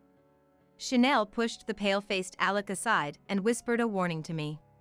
The GPS is also in his wallet and on his keychain, so I'm always watching him. Don't even think about stealing my husband. I could imagine Alec wanting to cry over such suffocating living conditions. Still, I have no sympathy for a habitual cheater. I wouldn't steal him. Be happy with Alec. I answered with a smile. Chanel tried to take Alec back, hugging him, but he stubbornly resisted. I don't want to go back. Come on, Melissa. Deep down, you still love me, don't you? His confidence was baffling. Love you? Impossible. I'm married too, you know. The front door quietly opened. I had asked Stuart, my current husband, to wait inside, feeling awkward about introducing my ex to him. But he couldn't stay away any longer due to the noise outside. Eek! Alec shrieked at the sight of the towering Stuart looking down on him. Trembling as if he'd encountered a man-eating bear, I teased him for fun. This man is being persistent. Can you do something? Stuart's eyebrows twitched at my words. Just that was enough for Alec to cling to Chanel and make a quick escape. Alec, frightened by the gentle bear, never showed up in front of me again. Whether it's because of the bear or he's sticking to Chanel in their newlywed life, I don't know. Thus, my peaceful days returned. I'm not good with confrontations, Melissa. I didn't know what to do to help when you were in trouble. Sorry. It's okay. You're protecting me, just being by my side, Stuart. Even with this look, there comes advantages. I always felt my size and intimidating presence were a flaw, but it turns out, just a glare can protect my family when needed. Not bad at all. Stuart and I shared a smile. Then Leon, wielding a toy sword, bursted in. I'll defeat the dinosaur. Suddenly, it was time for a play fight. Stuart is always casted as a dinosaur. Ah, I'm defeated. Got you! Mama, I came to save you. I defeated the scary dinosaur. Stuart effortlessly lifted Leon onto his shoulders. Brave sir, I won't cause trouble anymore. Please make me your ally. Okay. Let's protect Mama together. Yay! I have two reliable heroes by my side. The sight of Big Stuart and Little Leon playing together is something I cherish. I want to protect this simple daily happiness. I rushed to my wife, Jessica's hospital room, carefully slipping inside and closing the door behind me. Just to be sure no one could see, I pulled the curtain around her bedside and took a moment to look at her sleeping face. Why didn't you tell me anything? Am I really that unreliable to you? I couldn't help but mutter those words, feeling a wave of frustration. I shook my head, pushing those farts away, knowing now wasn't the time. Reaching out to her chest, I gently placed my hand and began unbuttoning her pajama top, one button at a time. My hands trembled as I undid each button, and when I finally saw her body after so long, I noticed how much thinner she had become. It pained me deeply. I slowly reached out to remove her undergarments, carefully pulling them down. What I saw then made me doubt my own eyes. So, that's what it was. My name is Alex Miller. I work at a real estate company. My wife, Jessica, works in IT. We've been married for 2.5 years, but we don't have any children yet. When we first got married, we were the kind of couple that others would envy, always close and constantly talking about wanting kids. We'd often imagine what life would be like with children. Alex, I'm going to be late at work again tonight, so could you grab something for dinner or eat out? I'm really sorry about this. Yeah, I got it. But Jessica, are you sure you're okay? Huh? What do you mean? I'm in a hurry here. She continued, getting ready without pausing, glancing at me through the mirror. It's been like this for a while now. You've been coming home late every night, and it wasn't like this before. Is work that tough? Can't you get someone to cover for you, even for a bit? And what do you expect me to do? It's my job. Who else is going to do it? Don't act like you know everything when you don't. It's not just that. We haven't even slept in the same room for weeks. I don't even know when you come home anymore. In the mornings, you're gone before I wake up. And even when we do see each other, we barely talk. This doesn't feel like a marriage anymore. It's like we're just roommates. Is that all you wanted to say? What? Her tone was obviously annoyed, and I felt my own frustration growing. No, I was really getting angry. I tried to stay calm, despite the irritation building up. Sorry, Alex. My project's nearing the final stages, and it's been nonstop. I really am in a rush. Can I go now? If you have more to say, just write me a note or something. I'll read it when I get back. I've got to go. Without touching the breakfast I had prepared, she filled the tumbler I'd gifted her with black coffee from the coffee maker. She didn't even look back as she rushed out the door. Lately, every night, Jessica comes home late, well past midnight. She leaves just as hurriedly in the morning. Like today, our schedules were so out of sync that we barely spoke anymore. Because of this, we started sleeping in separate rooms at night, and the possibility of having children became non-existent. Jessica and I met during a business meeting. I'll take full responsibility for this matter. Yes, thank you for your assistance. I had reached out to an IT company for assistance with a project at work. The person assigned to the project was a beautiful and attentive woman. That woman is now my wife, Jessica. About the other day. Oh, that. How did it go? Was it successful? Yes, I knew asking for your advice was the right move. You're always such a great help. I'll be counting on you again for your advice. Oh, you're just flattering me. Sure, let me know if you need anything else. At work, she was clearly someone competent, and it was obvious that her colleagues relied on her a lot. Seeing her professionalism and, at times, her endearing clumsiness, I quickly fell for her. When I confessed my feelings and we started dating, I was already thinking about marriage. I was that captivated by her. Hey, Jessica, how about we head to the beach resort this weekend? I have a site inspection there, and I thought we could stay at a nice hotel and relax. You've been working nonstop lately. It'd be nice to take a break. Sorry, Alex. I have to go to the office again this weekend. It's crunch time for the project. So if you want to go, you'll have to go alone. What? Again this weekend? It's been like this every week. I hate to say it, but are you sure it's work? What's that supposed to mean? Are you accusing me of something? No, that's not what I meant.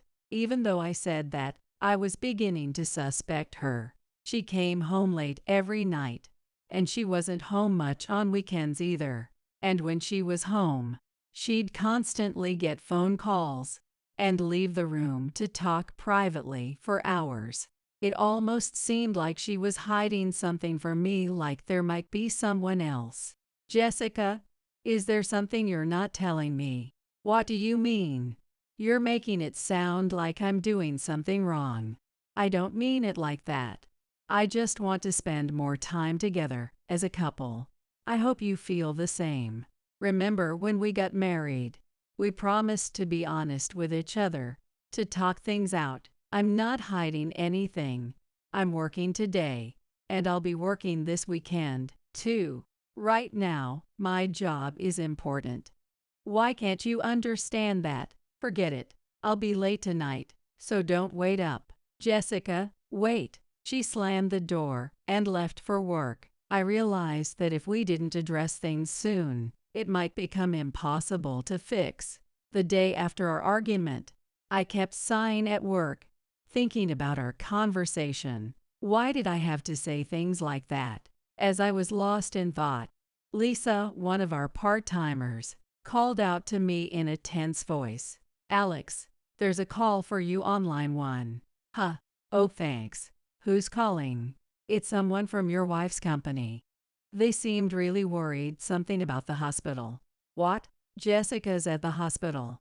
What happened? A feeling of dread washed over me as I quickly picked up the phone. Hello. This is Alex Miller speaking. Is this Jessica Miller's husband? Please stay calm and listen. Your wife, Jessica.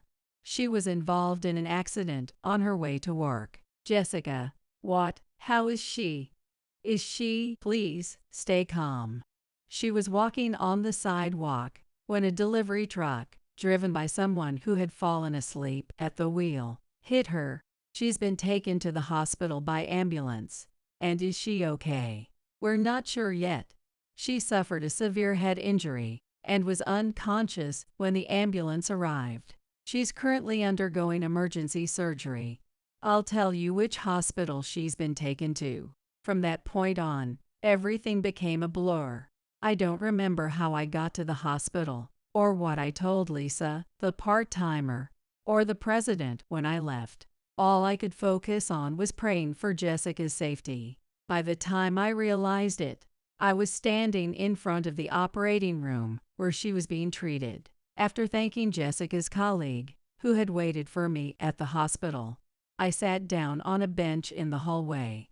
I stared blankly at the red light above the door, still trying to process everything. Are you a family member of Ms. Miller? Yes. How is she? Is she okay? You're Jessica Miller's husband, correct? First, I want to tell you that the surgery was successful. She's pulled through, and she's alive. She fought hard. The doctor nodded as he looked into my eyes. Thank you so much. I bowed my head in gratitude. Please, you don't need to do that. But there's something else you need to know. What is it? Even though her life was saved, I wondered what more there could be. Seeing the doctor's somber expression filled me with anxiety. Her life was saved, but things won't be the same as before. What? What do you mean? Is there going to be any lasting damage? No, it's not about long-term effects. She hasn't regained consciousness. What? The anesthesia should have worn off by now, but she still hasn't woken up. We're in a critical situation. Everything went dark before my eyes. At this point, we predict she may remain in a vegetative state. There's only a 5% chance of her regaining consciousness. We've done all we can. It's up to her now. I clung to the doctor, shaking him. Wait, are you saying Jessica might never wake up? That I might never see her again? Doctor, Mr. Miller, please calm down. Mr. Miller, someone, help. The nurse's voice sounded distant as I felt my world collapse. I lost control, grabbing onto the doctor, and a strong male nurse had to restrain me. That morning, why did it have to end in an argument? I couldn't stand the thought of never making up with Jessica, of losing her like this. In her hospital bed, with tubes everywhere, I held Jessica's hand, staring at her peaceful face, wishing she would open her eyes and call my name again. I prayed, over and over, for her to wake up. Alex. I hadn't even noticed the knock at the hospital room door. Kevin, Jessica's brother, called out to me as he tapped my shoulder. Kevin. Jessica. How could this happen? Kevin and his wife, Susan, had just visited our home recently, enjoying Jessica's home-cooked meal together. Now, seeing Jessica lying there motionless, Susan's eyes filled with tears. It's hard to believe. Jessica was so full of life. And now, Jessica, wake up. It's me, Emma. You promised we'd play again. You said you'd help me choose my birthday cake for when I turn 6. You can pick whichever one you like. Their niece, Emma, who was about to turn 6, gently held Jessica's hand. Emma, thank you for coming. The surgery was successful, so she'll be better soon. She's just resting for now. Once the medicine wears off, she'll wake up. Seeing the tears welling up in her eyes, my heart ached. Really? I nodded firmly, and Kevin jumped in to reassure her. Alex says it's going to be okay. so it will be. You want to play with Jessica again, right? For now, we have to let her rest so she can get better. As expected, he was the steady father figure she needed in this moment. Yeah, Jessica promised we'd play again. Hey, Dad, do you think Jessica is really okay? She looks like she's in pain with all those bandages. Emma gently stroked Jessica's hand, looking worried. Jessica and I buried a time capsule in the garden not long ago. She said we'd open it when I turned 10. Jessica, wake up soon. Emma's always loved Jessica since she was a baby. Emma then tugged at my arm. What is it? She whispered softly. This is from Jessica. She told me to give it to you, Alex. She handed me the envelope. It was a simple, light blue envelope with my name written on it in Jessica's familiar handwriting. Make sure you read it alone. Jessica asked me to tell you that. It seemed that Jessica had entrusted the letter she wrote for me to Emma. She had told Emma to give it to me if anything ever happened to her. Jessica said if something happened to her, I should give it to you. I thought now was the right time, so thank you, Emma. I'll read it later. When Jessica wakes up, I'll tell her that you kept your promise. Yay, and tell her we'll play again. Next time I visit, I'll bring the game she wanted to play. I promise I'll tell her. Alex, please take care of my sister, Jessica. Of course. I'll call you as soon as she wakes up. And if you need anything at all, just call. I'll be here right away.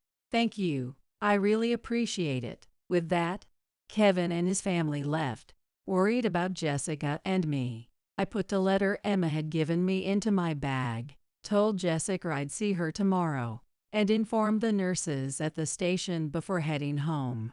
Ever since Jessica fell into a vegetative state, I started visiting her every morning before work, then heading straight to my job. After work, I would rush back to the hospital to be with her, staying until visiting hours were over, talking to her all the while. That night, on my way back home, I picked up takeout for dinner and walked into an empty house. I'm home. Hi, as if anyone would say welcome back. It's strange, but I never realized just how quiet the house feels when you're alone.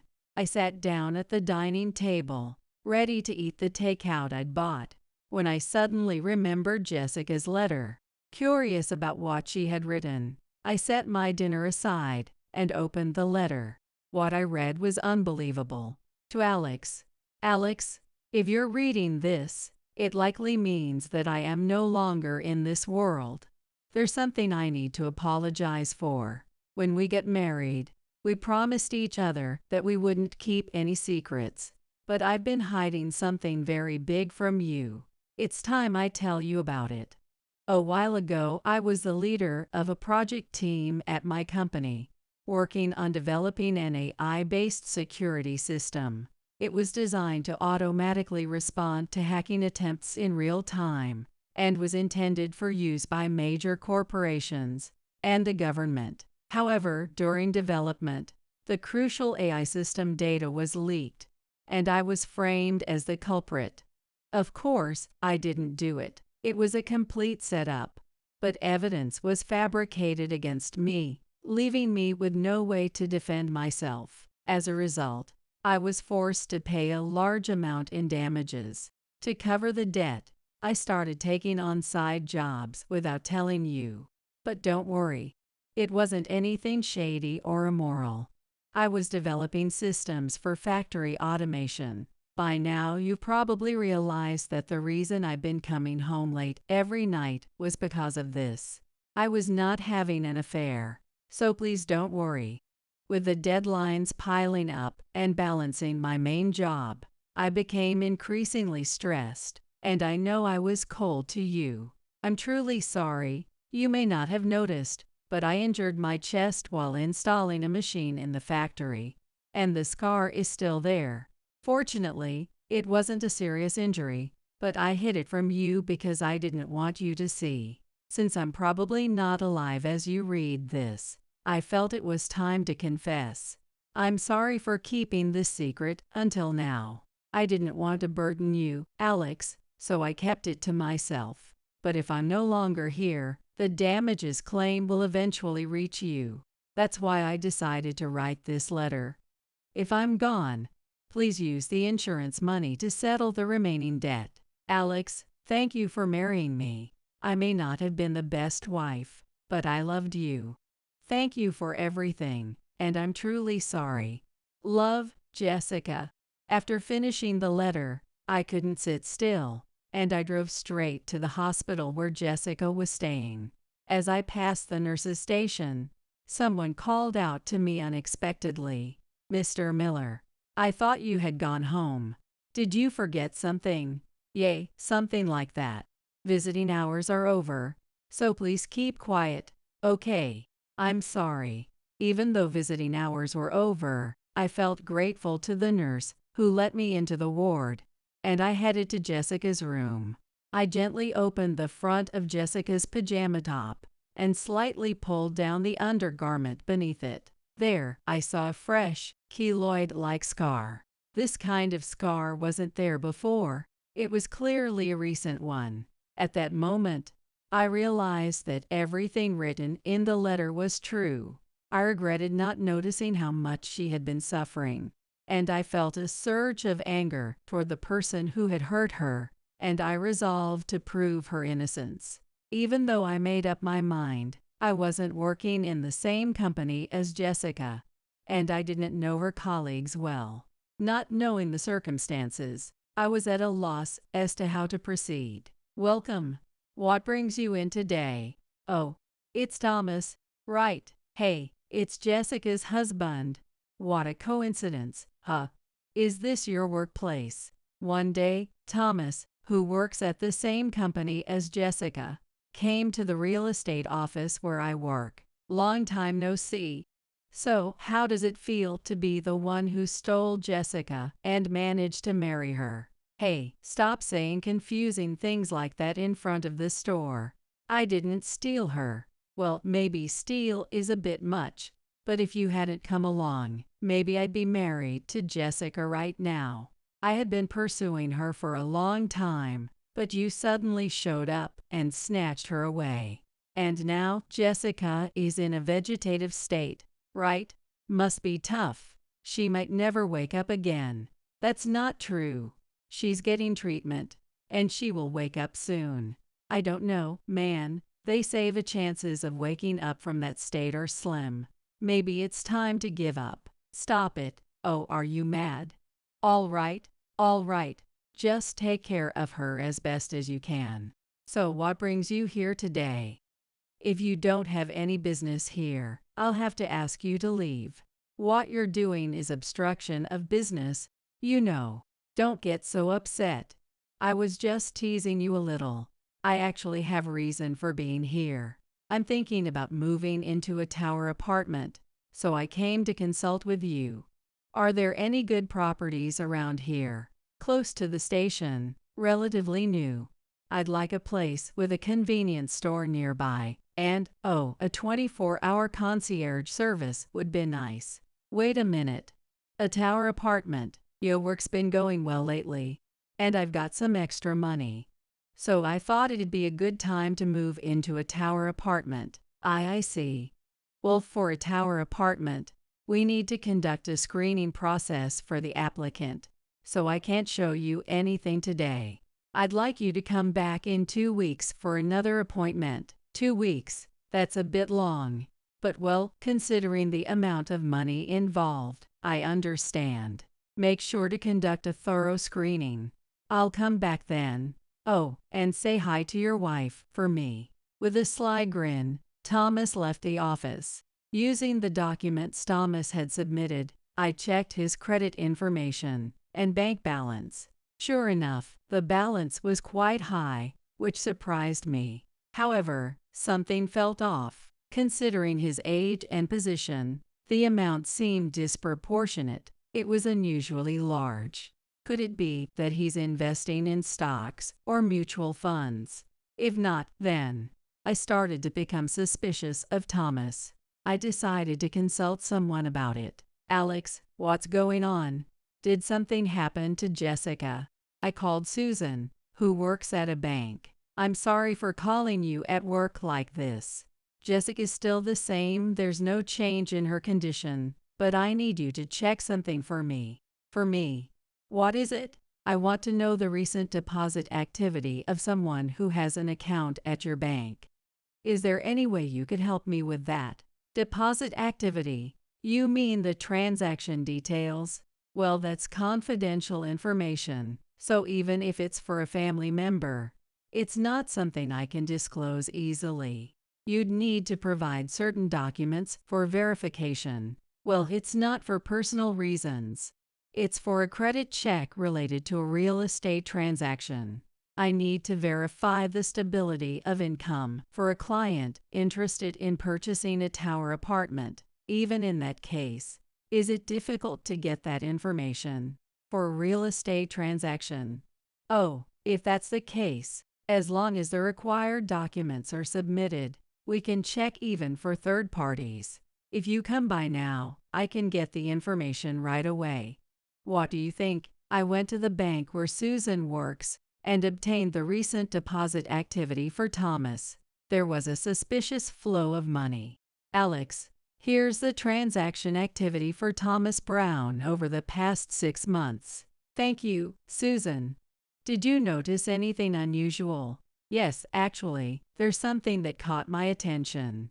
Look at this section. See, about a month ago, there was a sudden large transfer from Company B. Before that, there were no significant deposits, and his salary was just a little above that of an average office worker.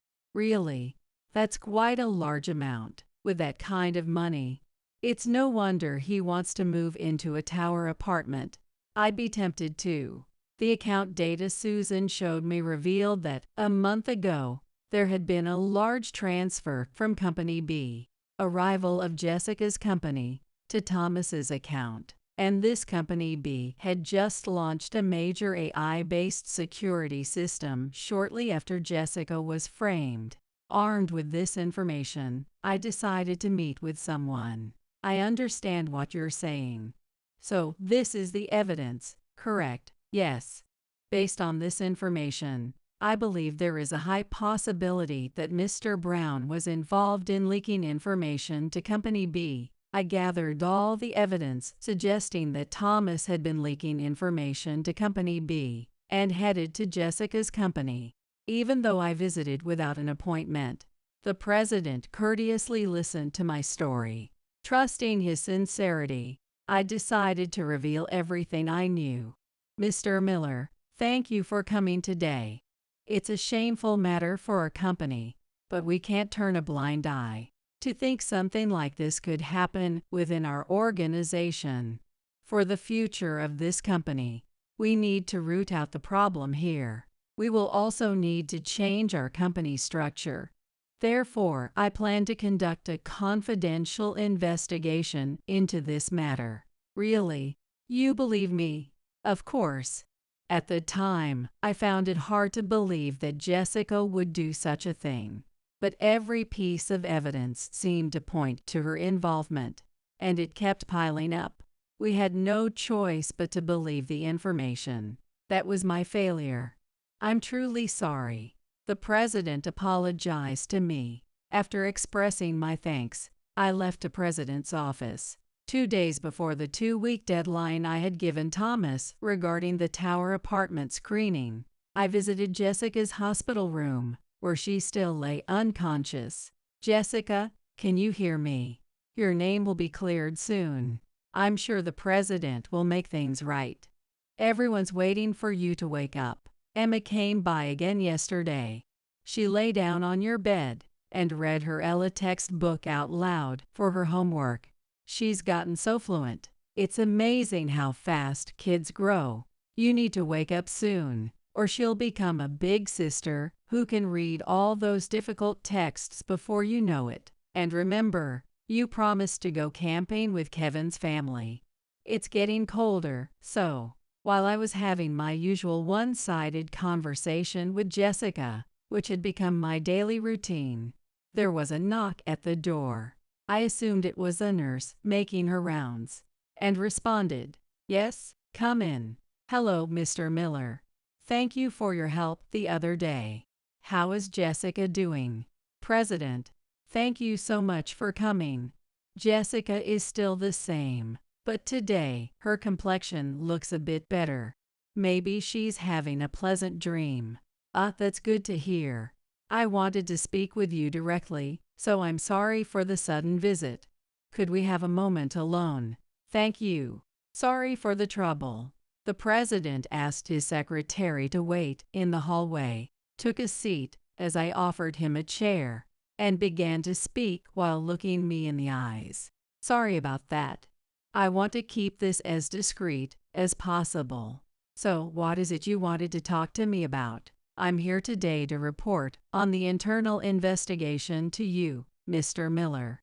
As you suspected, our employee Thomas was indeed connected with the upper management of Company B, our competitor. I knew it. Additionally, we discovered that Thomas instructed his subordinate to fabricate evidence to frame Jessica." "No way." "We have records of the communication between Thomas and his subordinate. We've already questioned the subordinate, who admitted to being bribed by Thomas. We now have sufficient evidence." "Does that mean Jessica is innocent?" "Yes, she is innocent. The next step is to take this case to court. This will clear her name. It will take some time, but I am confident we will have good news soon. Please be patient a little longer." The president left the room after saying this. "Thank you so much for everything. Please, it's us who should be thanking you. We ruined the life of one of our employees. As a leader, I cannot excuse such a failure, no matter how much I apologize. I was prepared for a lawsuit from the family, but you, Mr. Miller, are such a compassionate person." "Compassionate? I'm not so sure about that. If I can clear Jessica's name, that's all I need. I really appreciate everything you've done, President." The president and I exchanged a firm handshake, expressing our gratitude to each other. In court, her innocence was proven. Thomas was charged with leaking information and framing Jessica, and he received a prison sentence. Shockingly, the investigation also revealed suspicions that he might have been involved in Jessica's accident, and further investigation is underway. If that's the case, I will never forgive Thomas. Having lost his job and facing a lawsuit for damages, the dream of buying a tower apartment became just that, a dream. Whether Thomas, now unemployed and facing massive damages, will manage is no concern of mine. He must pay for his crimes. I went to the hospital to report the news to the still sleeping Jessica. "Jessica, listen. I have good news today. Your name has been cleared." The president cooperated with the investigation and took the case to court. "There's nothing to worry about anymore." As I gently held Jessica's hand, I felt her fingers move slightly for a moment. Thinking it might be my imagination, I tried again. This time, I squeezed her hand more firmly. Her fingers moved slightly again. I quickly pressed on her skull button. Blood pressure, pulse, and breathing all normal. Yes, she's clearly responding more than before. It seems she is conscious. It looks like she can hear us. "Jessica, can you hear me? It's Dr. Smith. I'm going to move your hand a little." The doctor stimulated her hand and foot, checking for reactions. Though slight, her eyelids and fingers moved, which hadn't happened before. I was overjoyed and spoke to her many times. "Alex, Jessica is trying hard to wake up. Please keep talking to her every day and rub her hands or feet. You can apply a bit of pressure. Give her as much stimulation as you can. She will wake up. Let's believe in her and stay strong." From that day on, I spoke to her every day. I had always talked to her, but knowing she could hear me made me happy, and I talked even more. Visiting hours felt too short. Sometimes I decorated the room with flowers for Jessica, who loved them. For her, who always wanted a cat, I played cat videos. I even brewed her favorite coffee, bringing it close to her nose so she could smell the aroma. I focused on stimulating all her senses and talked to her about everything as I did. Every day, Jessica's reactions increased, and I felt a sense of hope. Then one day, unexpectedly, it happened. "Good morning." "Oh, Alex. Good morning. You're here earlier than usual today. What brings you in?" It's Wednesday, and I'm off work today. So I thought I'd spend the whole day with you. I even made a lunchbox to eat together here. While you two are so close, I'm sure your wife is really happy. I wish my husband would be as attentive to me. He just leaves me alone most of the time. The only words he ever says are, "Is dinner ready?" or "Where are my socks?" It's always, "No, dinner isn't ready yet, and the socks are in the bottom drawer of the chest." That's the only conversation we have. Honestly, I wish my husband would learn from you, Alex. Oh, I shouldn't be chatting like this. The head nurse will scold me again. Well, see you later. Let me know if you need anything. Please, take your time. Thank you. After exchanging the usual greetings with the chatty veteran nurse, I entered Jessica's room. I put the fragrant fruit I had brought into the fridge and was about to boil water in the pot to make the morning coffee when I heard a faint, unmistakable voice behind me. I heard a faint, raspy, but unmistakable voice of Jessica behind me. When I turned around instinctively, Jessica. I hurriedly tried to press the nurse call button, but my hands were trembling, making it hard to press. Somehow I managed to press it, and the nurse's calm voice came through. "Yes, Alex. What's the matter? Please come quickly. Jessica, calm down. I'm on my way. Hang in there."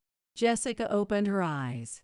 What? After 10 months, Jessica finally woke up. "Jessica, how are you feeling? You ask that every day. Well, can you blame me? You were asleep for 10 months. Thank you so much. I was worried I'd never be able to talk with you like this again. Even when I had the accident, I was thinking, why did I say such things? And all this time, I kept hearing your voice in my dreams. I could hear you, but I couldn't respond. It was so frustrating. Is that so? My voice really reached you, Jessica. I've been regretting it ever since that day. Why didn't I realize sooner? Why didn't I notice what you were going through? No, it wasn't your fault, Alex. It was mine. We promised we wouldn't keep secrets, but I was lying to you every day. You must have suspected me of cheating, didn't you? Yeah, I did. But when Emma gave me the letter, I learned the truth. I felt so ashamed for doubting you, even for a moment. I'm really sorry. I want to thank Emma too. In hindsight, it was a heavy burden to give to a 6-year-old. A will, no less. Wait, that was a will. Of course, that's what it was meant to be. So, if you read it, you might have seen. Oh, you mean the scar on your chest? Yes, I didn't want you to see it. That's why I started sleeping in a different room. Really. I thought it was just because our schedules had gotten so different. No, if we'd stayed in the same room, you might have seen it while I was changing. I didn't know how to explain it. I see. Alex, it might be too late now, but I'm really sorry. I forgave her, and we promised to share everything and consult each other from now on. Jessica, watch your step. Emma, you worry too much. Who do you get that from?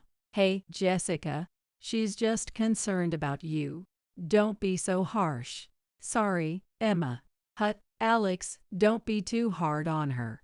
But I'm so excited about the baby. When is it due? Emma, you asked last week, remember? It's due at the end of next month. I can't wait. When the baby's here, I'll play with them all the time. Huh? Emma, are you not going to play with me anymore? I will be lonely. Of course, I'll play with you too, Jessica. We still have to open the time capsule. Right. I'm looking forward to it. After being discharged and returning to work, Jessica now works as if she had never been in a coma for 10 months. Her achievements were recognized, and she was promoted to an important position. She is busy but healthy and happy. Our marriage is different now. Even though we're both busy, we never miss a chance to talk and have built a joyful home together. With Kevin's family moving nearby, Emma often visits, much to Jessica's delight. Jessica, are you feeling okay? If work is too much. Oh, come on. I know. I'm fine. I won't push myself too hard. If things get tough, I'll ask for help, and I'll take care of myself. After all, it's almost time.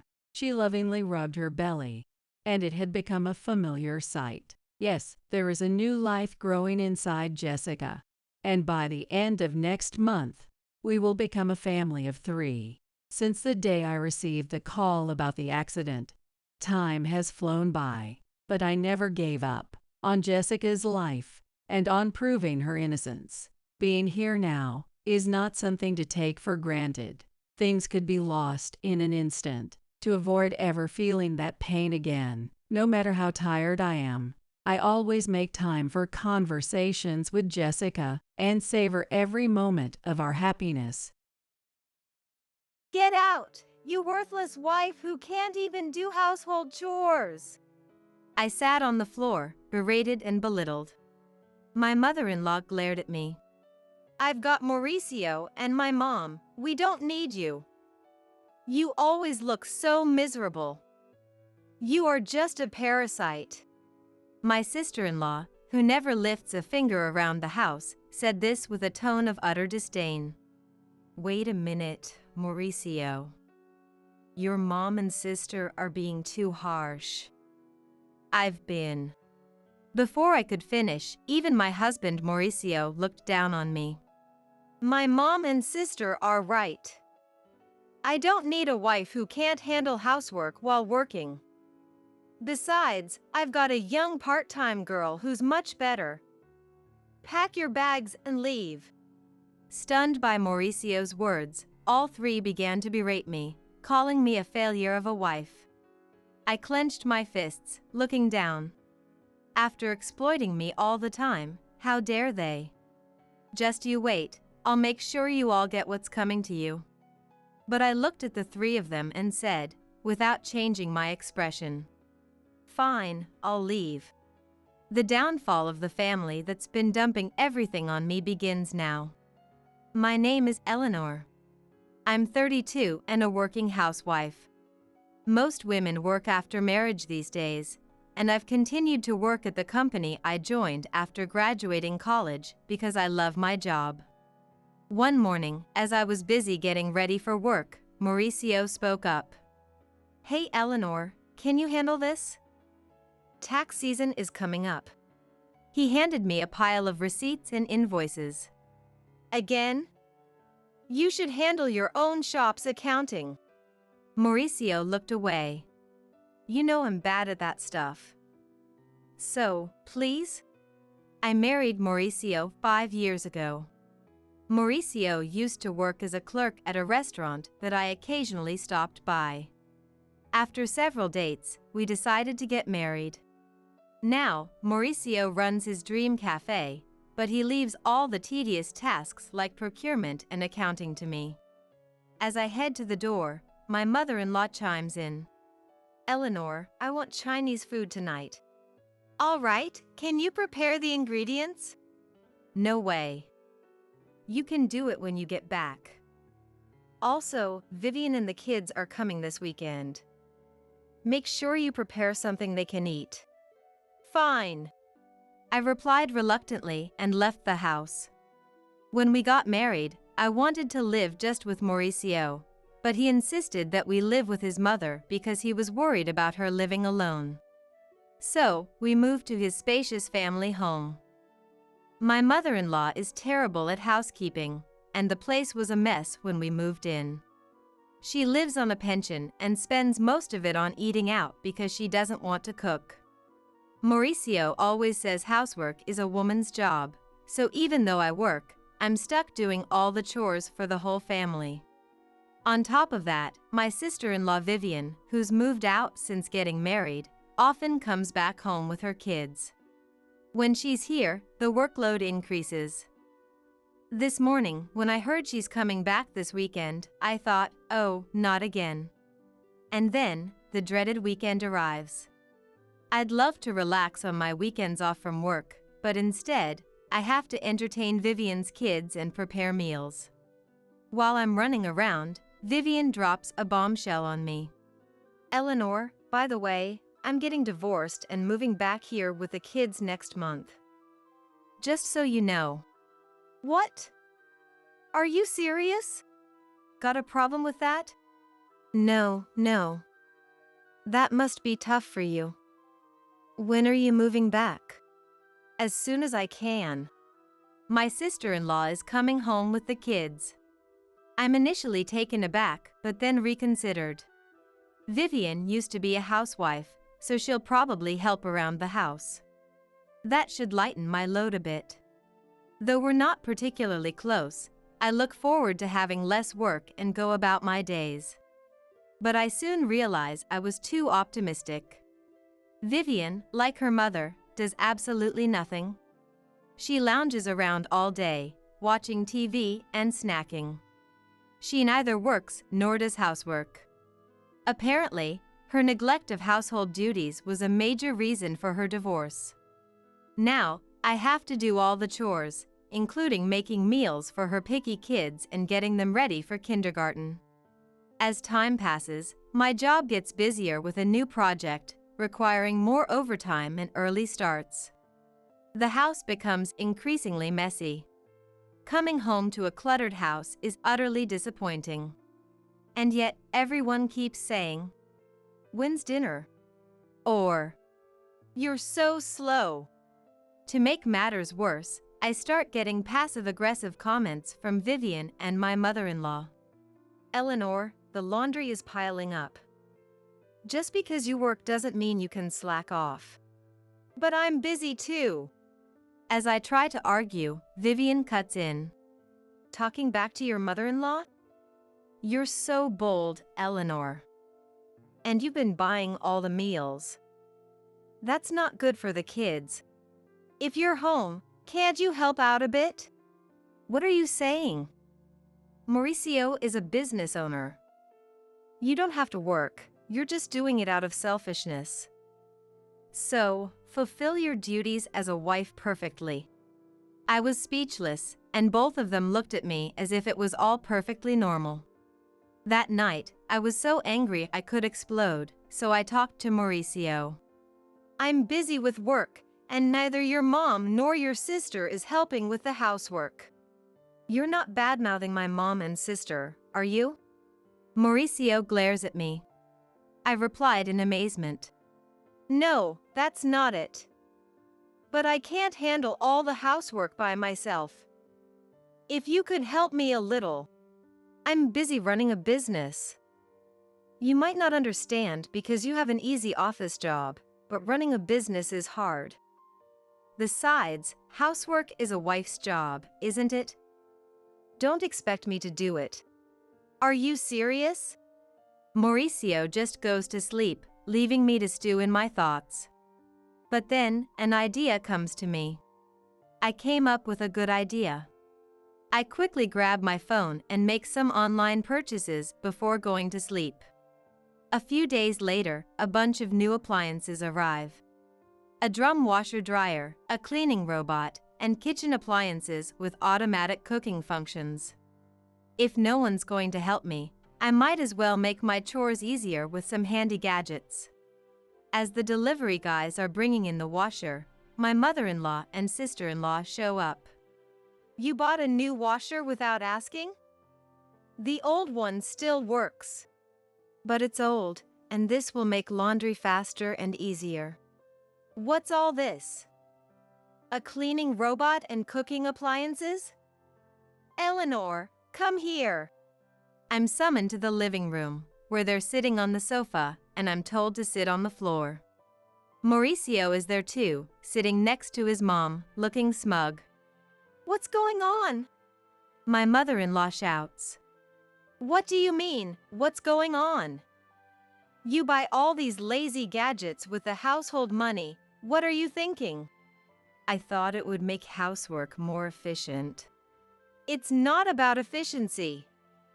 People these days rely too much on machines. My sister-in-law chimes in. Exactly, Eleanor. And those are luxury items. The appliances we have are still usable. You're just being wasteful because Mauricio is a business owner. She glares at me, and Mauricio nods in agreement. But You're just trying to make life easier for yourself. Can't you even do housework properly? I wanted to say, look who's talking, but I kept quiet. Finally, my mother-in-law, perhaps frustrated by my silence, snaps. If you can't even do housework properly, you should just leave. I look at her in shock. She glares back at me. We don't need you. Mauricio and I are fine without you. You always look so tired and miserable. You're just a parasite. My sister-in-law spoke in a tone that suggested she was fed up. Wait a minute, Mauricio. Your mom and sister are being way too harsh. When I turned to Mauricio for support, he looked down on me and said, They're right. I don't need a wife who can't handle housework. I stared at Mauricio in disbelief, but he just smirked. I'm a business owner, and I can do whatever I want with my money. I don't need a wife who spends it to make her life easier. Why would you say something like that? Besides, I've been getting along well with a young part-time worker. She's cute, unlike you. Pack your bags and leave. Stunned by Mauricio's words, all three began to berate me, calling me a failure of a wife. I clenched my fists in anger. After exploiting me all this time, they dare to say this? Just you wait, I'll make you regret this. But I kept my composure and said, Fine, I'll leave. Good, we'll be better off without you. My mother-in-law spat out, and I silently stood up and placed something on the table. Mauricio, let's get divorced. It was a pre-filled divorce application. I had gotten it as a sort of talisman, tired of everything. Fine, I'll sign it. But don't regret it later. Mauricio signed the papers. And I packed my bags and moved to a weekly apartment that same day. No one came to see me off. I submitted the divorce papers to the city hall and rented a condo. Around the same time, I accepted a promotion I had been refusing due to housework and became a department head. I was able to advance my career, which I had almost given up on, and I became more and more immersed in my work. Thrilled that no one was there to hinder me. More than anything else, I was overjoyed. About a week after leaving, my former mother-in-law started calling. But I was busy and had no desire to talk to someone who had called me a worthless wife. I continued to ignore her calls. A year later, on a day off, she called again. Thinking it was time to settle things, I answered. Hello? Eleanor, you finally answered. How could you ignore me for over a year? What do you want? Well, how are you doing? Are you okay? I answered her probing question straightforwardly. I'm doing great, working hard in my own apartment. I've been promoted and my salary has increased. I'm living comfortably. Is that so? Would you consider coming back? Her tone was almost pleading, and I asked, shivering. Why now? We are in trouble. We're running out of money. I couldn't help but smirk as I responded. Oh, Mauricio's shop isn't even making a $1,000 profit, huh? And neither you nor your daughter work, so that makes sense. Eleanor, you knew? Yes, I knew. Mauricio's cafe was only making about $800 a month in profit. I was the one handling the finances, so of course, I knew. Mauricio, who acted like a big-shot business owner but didn't do any proper management or customer service, probably had no idea. Of course I knew. I was the one doing all the accounting and inventory. What? Why didn't you say something? I had no idea you were a manager at a big company and contributing so much to our living expenses. Yes, I was putting in over $3,000 a month. That's how everyone was able to live. I had been supplementing the family income with my own salary because I knew Mauricio's shop wasn't making much. Mauricio probably realized he couldn't make ends meet without my income only after I left.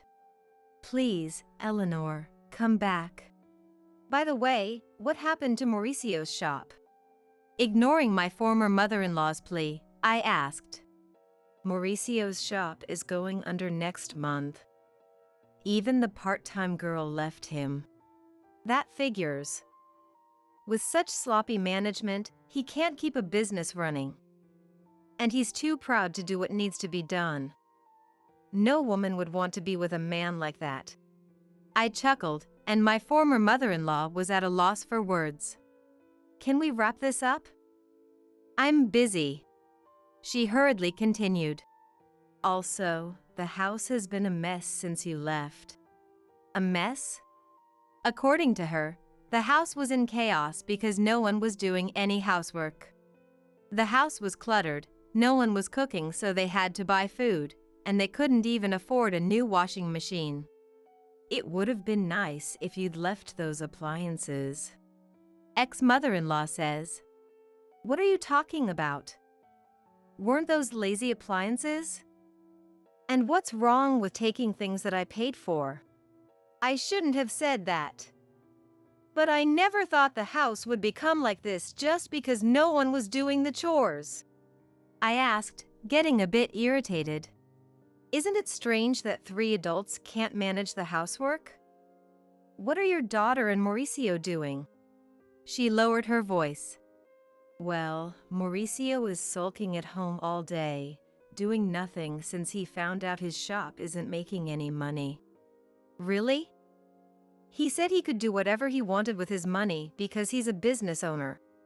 And Vivian won't work no matter how much I tell her. She doesn't do housework, and she even asks me for pocket money for herself and her kids. My pension is running out. Really? Your daughter told me she didn't need me because she had you. I said coldly. My former mother-in-law tried to butter me up again. Please, Eleanor, my pension isn't enough for the 3 of us anymore. I have no intention of going back to that house. Your children are quite the parasites, aren't they? She was speechless. As I was about to hang up, she continued. Eleanor, we'll change our ways. Please come back. Let's all live happily together again, okay? Live happily with a worthless wife?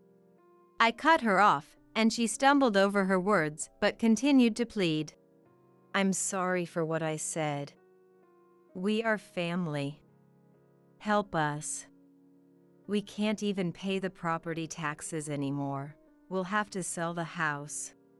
I have neither the obligation nor the desire to help you. Figure it out yourselves. Goodbye from your worthless wife. Ignoring her ongoing wails, I hung up and blocked her number. Sipping my coffee in my clean apartment, I chuckled. 3 months later, I happened to pass by Mauricio's cafe. It had become a vacant storefront. It seemed he really had gone out of business. Even their family home was listed as sold. According to a former neighbor I ran into, the 3 of them had sold the house and fled, now living in a cramped apartment nearby. They were a constant neighborhood nuisance, always fighting and even stinking up the place. Complaints were piling up. All they had to do was work hard and take care of their home without relying on others. But they didn't, which was so like them. I looked at their former home with detached eyes and walked away. Since then, I've been focusing on my work. Recently, a sincere and hardworking colleague confessed his feelings for me, saying, "I love how dedicated you are to your work. We are dating with the intention of getting married. I don't think my next marriage is too far off. And this time, I'm looking forward to grabbing hold of happiness."